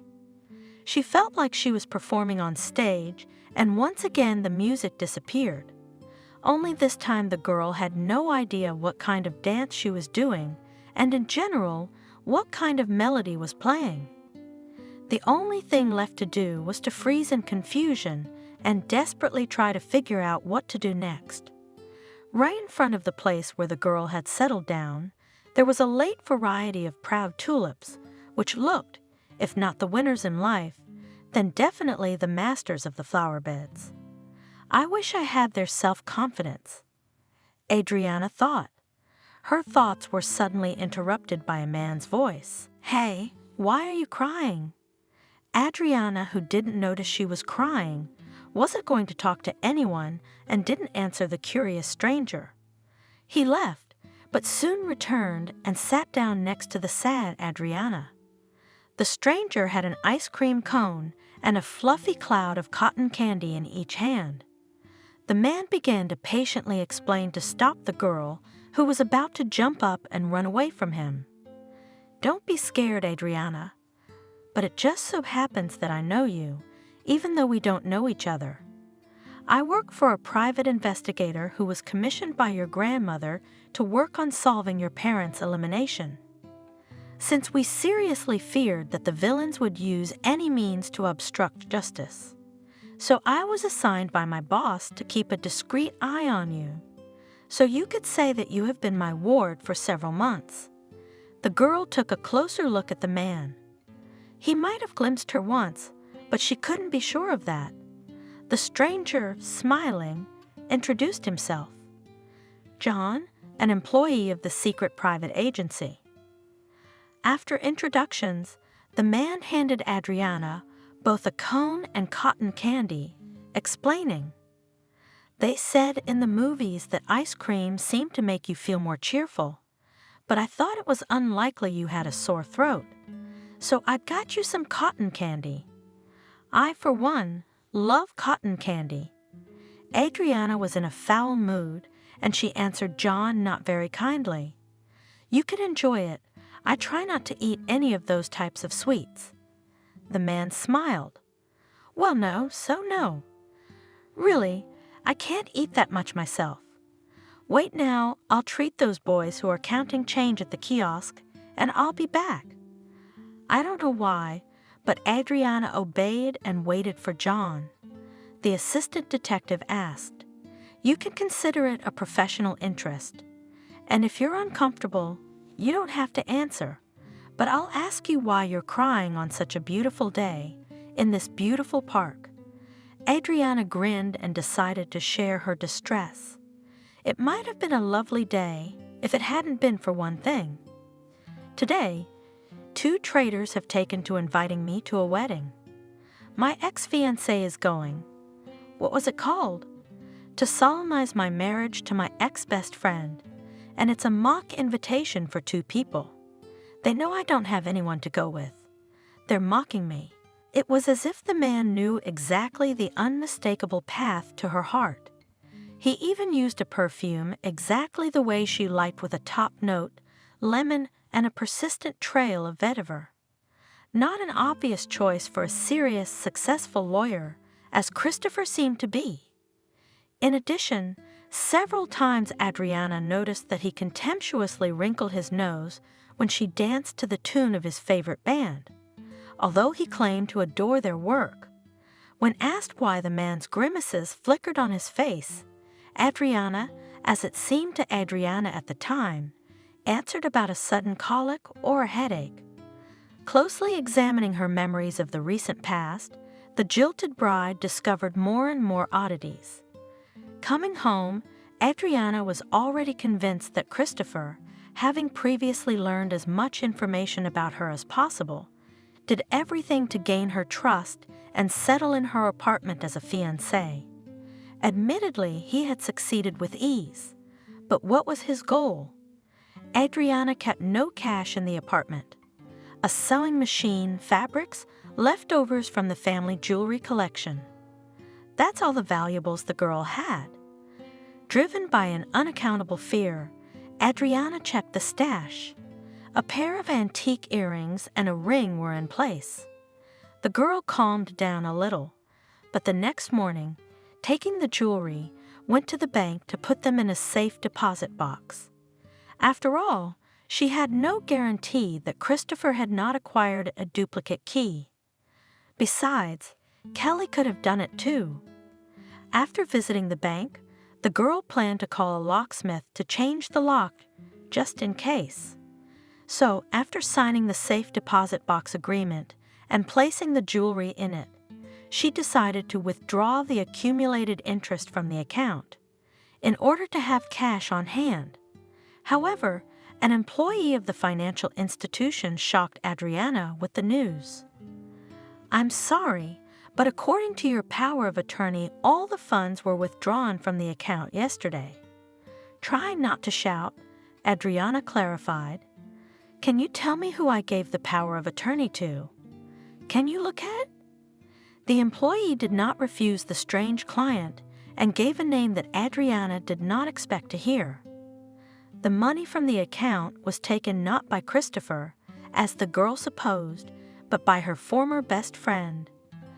Thanking the operator, who asked if everything was all right, Adriana went home. It was suddenly clear to her as daylight that it was Kelly who could so accurately orient Christopher about all her likes and dislikes. It wasn't enough that her best friend didn't know about Knave Adriana. It was at her behest and at her instigation that the man managed to appear in the image of an ideal. She believed in incredible harmony and love at first sight. Now there was a lot of explanation, and the fact that Kelly had pressed her pity, cursing her loneliness, was also part of the plan. Surely in inviting her to the wedding, the traitors must have been up to something devious too. Perhaps someone would be involved in the robbery of the apartment, while Adriana, swallowing tears, would say congratulations. After all, her friend knew for a fact that she still had her jewelry, only that she never told her where the stash was located in the house. Adriana did not go to the police about the theft of money. After all, Kelly technically had power of attorney, and there was no doubt that it was quite real signed. The master replaced the lock in the door, and the girl felt a little calmer. However, she couldn't relax completely. Deciding to take advantage of the insomnia for her own good, Adriana began to think about an outfit to make a spectacular appearance at the wedding of the people who had so despicably betrayed her trust. Barely waiting for working hours, the girl appeared in the office of the agency's secret. Following the clues, sitting near the turnstile guard, she found the door, on which hung a sign with the name of a recent acquaintance, and knocked and entered. Before John told the girl the information he had gotten, she confessed, "You know, I guess you were right. Christopher was instructed by my best friend. She took money out of my account by proxy, by the way.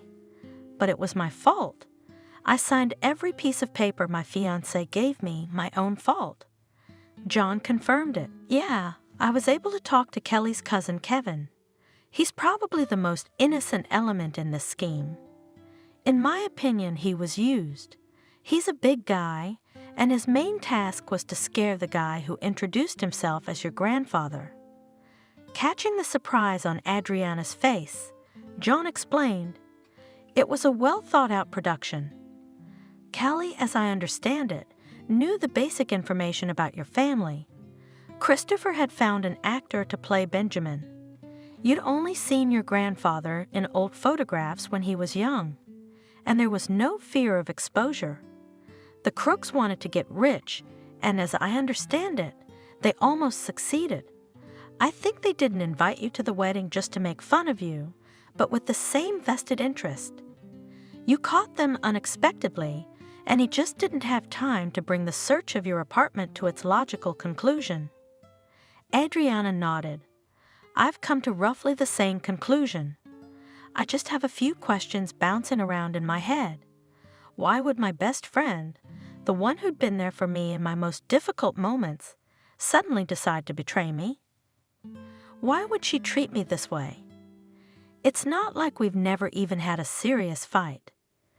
John speculated, maybe banal envy or greed. Those are usually the main motives behind most crimes.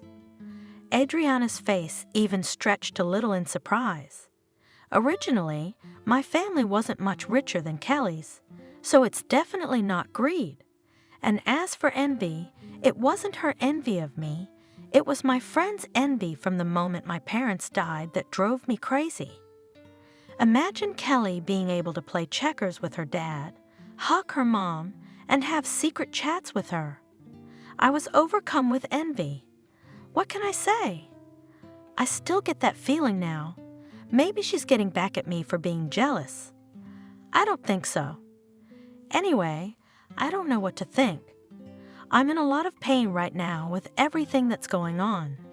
One thing I know for sure, I will definitely go to the wedding to these traitors, if only to look at Christopher and Kelly to clarify why they did such a despicable thing to me. The assistant detective, he explained. Christopher's motives are pretty clear. He was driven by greed. He has so much debt in his hometown that he's got to call the shots. Lawyer, he is quite mediocre, but his habits are such that the average fees cannot provide. He had addictions too. He got out of town by swindling several ladies out of large sums of money. Ostensibly going to get married, took money under plausible pretexts and quarreled. He was treated in a private clinic in our city, giving doctors for his rehabilitation almost everything he had from Nave girls was. Now you're back on the trail of the fortune hunter. Don't worry, we'll fight to get you back your dance studio and your money. But don't make a big deal out of it just yet. Christopher and Kelly might just run away, and I'd like to see them get a fair shake. Adriana began to thank the man. John sighed. I've been able to find so much information on Christopher these days. It's amazing. He seems to be far from stupid. In terms of all sorts of not quite honest methods, a real master, but apparently overconfident and too much. Do you want me to tell you right now all the machinations he's pulled off in our town? Or you'd better wait, and then you'll see everything at the wedding. Though Adriana wanted to know everything at once, she answered after a moment's thought. I think I'll wait. I don't want to get deeper into this mess right now. I've had enough of what I've learned so far. There's only 2 problems left. What to wear and who to go with. I'm working on the first one, but I don't know what to do about the second. John, why don't you keep me company? Don't think I'll pay for the escort, because it's a separate job. The man shook his head negatively. No, I'm not suitable for a spectacular appearance. My appearance is standard, unremarkable, to be honest. Well, you'll come with me on your arm and what? Your detractors will enjoy the first moment. They'll think something like, didn't you manage to persuade anyone better? If you're gonna take a swing at them, you gotta hit them hard enough to make their mood go away. Listen, I think I know just the guy for your date. If it works out, that'd be great. And if it doesn't, I'll keep you company, of course.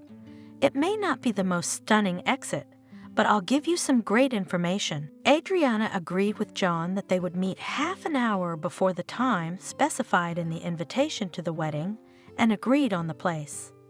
After saying goodbye, the girl went to the needlework store to buy accessories for the planned outfit. She had only 2 weeks left to create a stunning dress. Not the smallest amount of time, but the idea wasn't too simple either. Adriana was nervous and had stabbed her fingers with a needle several times, sweeping the details until they bled. In order not to cry from resentment and pain, the girl remembered her grandmother's words that the things sown with such incidents will turn out perfectly. She didn't have to rush to work, and she missed her classes, but she wasn't going to bow to Kelly and ask to go back. Adriana was warmed by the thought that it was likely that the studio would soon be in her possession again, although her gullibility was already failing her. The girl trusted that John would be honest with her. On the day of Christopher and Kelly's wedding, Adriana looked truly dazzling. She looked like a flame of flame both in color and with muddy associations. The top of the dress was adorned with a bold, asymmetrical neckline. The skirt, with its high slits at the seams, swayed playfully as she walked, revealing nothing too much, but perfectly stirring her imagination. Adriana herself knew she was irresistible in this dress, but John's praise was gratifying to her. By his quite ordinary clothes, the girl realized that her companion would be someone else. And she was incredibly surprised when the man who had once tried to impersonate her grandfather approached her and the assistant detective. He embarrassingly introduced himself. James, an unemployed provincial theater actor. Well, necessity forced me to play the part of a confidence trickster. Pardon me for deceiving you, if you can. Adriana's heart was pounding as before an important performance, but she took James by the arm and walked with him to the restaurant rented by the traders. At the entrance, Kelly's parents suddenly met her and her companion, who greeted their daughter's friend very warmly and looked at her companion with undisguised interest. The bride's mother cordially invited, "Oh, Adriana, how glad I am that you have come. Come in there, almost everyone is already assembled. Have fun, relax, be happy for Kelly and her fiancé. Such a fine man. I hope you get lucky one day, you deserve it." Adriana was having a hard time with this conversation, and as if sensing this, her companion squeezed her hand a little harder. Kelly's father admired the way his daughter's friend looked, receiving as a reward a disgruntled look from his wife who dragged him along. "Have you forgotten? Where did the steward direct us? Come quickly, I'll see you, Adriana." Almost at a run, the woman dragged her husband along with her. When Adriana and James crossed the threshold of the banquet hall, the girl noted with satisfaction that Kelly and Christopher were frozen like statues when they saw the guests. The bride and groom did not look happy at all now. Somehow, having mastered their emotions, they waved to Adriana and her companion. Kelly reached for the groom's ear. She asked, "What's that alcoholic doing here? You said he'd get the money he was owed and go someplace where no one could find him." "Christopher, I'm scared. I'm afraid that Adriana has thought of some terrible revenge." Christopher hugged his fiancée, pressed her against him, and answered, "I don't think she's got anything serious on us. It's just a similar person." Adriana has a good visual memory, and she probably guessed that Grandpa didn't show up on her doorstep by accident, but that I would have gotten to her quickly and without suspicion. So she decided to annoy us. You might say, to poison the joy of our happy day. She thought about it, reconstructed what this supposed Benjamin looked like, and hired someone. There are plenty of actors in this country who dream of an easy way to make money. So relax, Kelly. Adriana and her companion tried to behave as if nothing had happened and not to stand out among the other guests, either by excessive joy or even more so by frowning. Thanks to the lady hostess, they found their table almost instantly and sat down quietly, waiting for the start of the party, which promised to be very unusual. Adriana was pleased to note how anxiously Kelly looked at her, and meeting her gaze, smiled as happily as possible. She had absolutely no idea what kind of surprise John had prepared, and was excited about the promised surprise. At the signal of the host, Kelly's parents brought a huge loaf into the banquet hall, and the fun began in full swing. Guests congratulated the newlyweds, who can do what they want. The bride's parents sang a duet song. The aunt on the groom's side organized a long presentation of small souvenirs to rhyming lines. Adriana was getting more and more anxious, but James reassured her. and when the hostess announced their turn to congratulate the newlyweds, the man whispered quietly, "Well, Adriana, here we go. Leave it to me to speak, and you listen. Be glad that in time about the real essence of the former fiancé learned." Coughing dramatically, Adriana's companion, carefully supporting her, took a seat in the middle of the hall. The experienced actor didn't even need a microphone. His well-practiced voice, surprisingly, without losing its sonority after years of libations, was heard in all corners of the hall. "So, ladies and gentlemen, madam and monsieur, I suggest we turn our attention to the screen."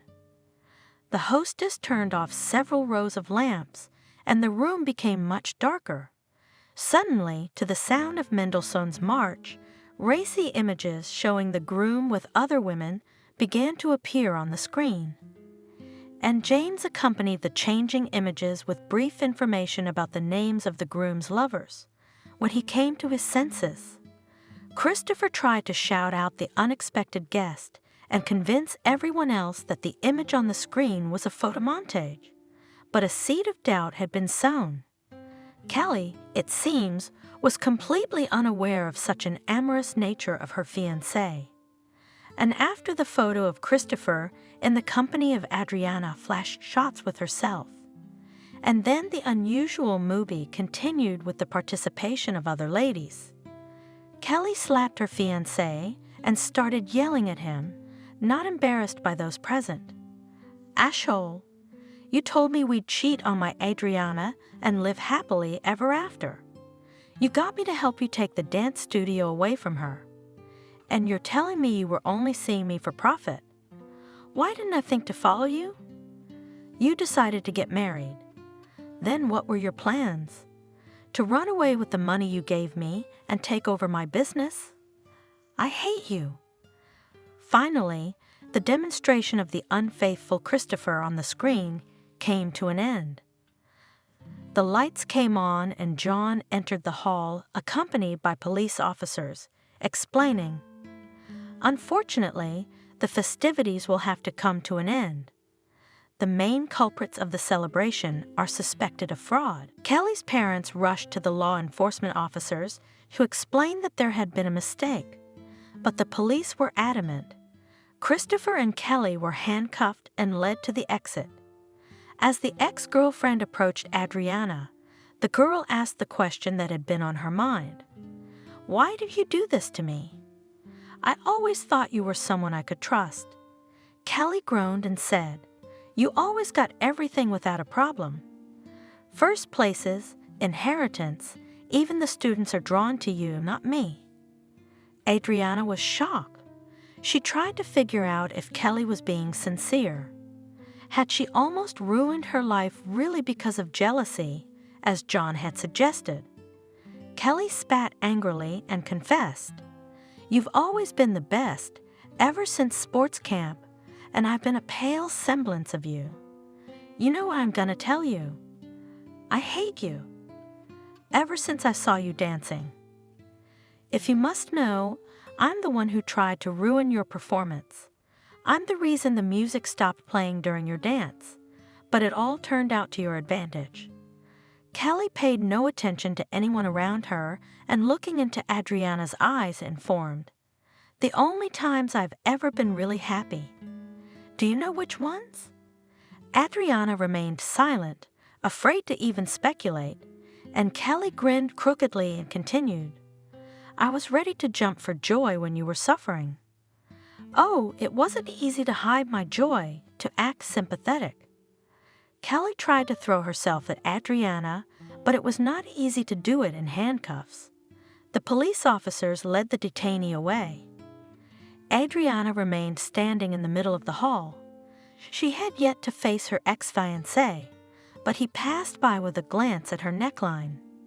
Adriana asked after him, "Christopher, aren't you ashamed?" But the man didn't even turn around. John, who approached Adriana, said softly, "Such people are not ashamed." At the request of Kelly's parents, Adriana did not claim the money withdrawn from her account, and the compensation received in the amount of this amount invested in the development of her network of dance studios. The situation with her ex-girlfriend and ex-fiancé was a great life lesson for her, and she was distrustful of the idea of dating that John had expressed. An assistant private detective, it took about 3 years for Adriana to finally believe in the sincerity of his feelings.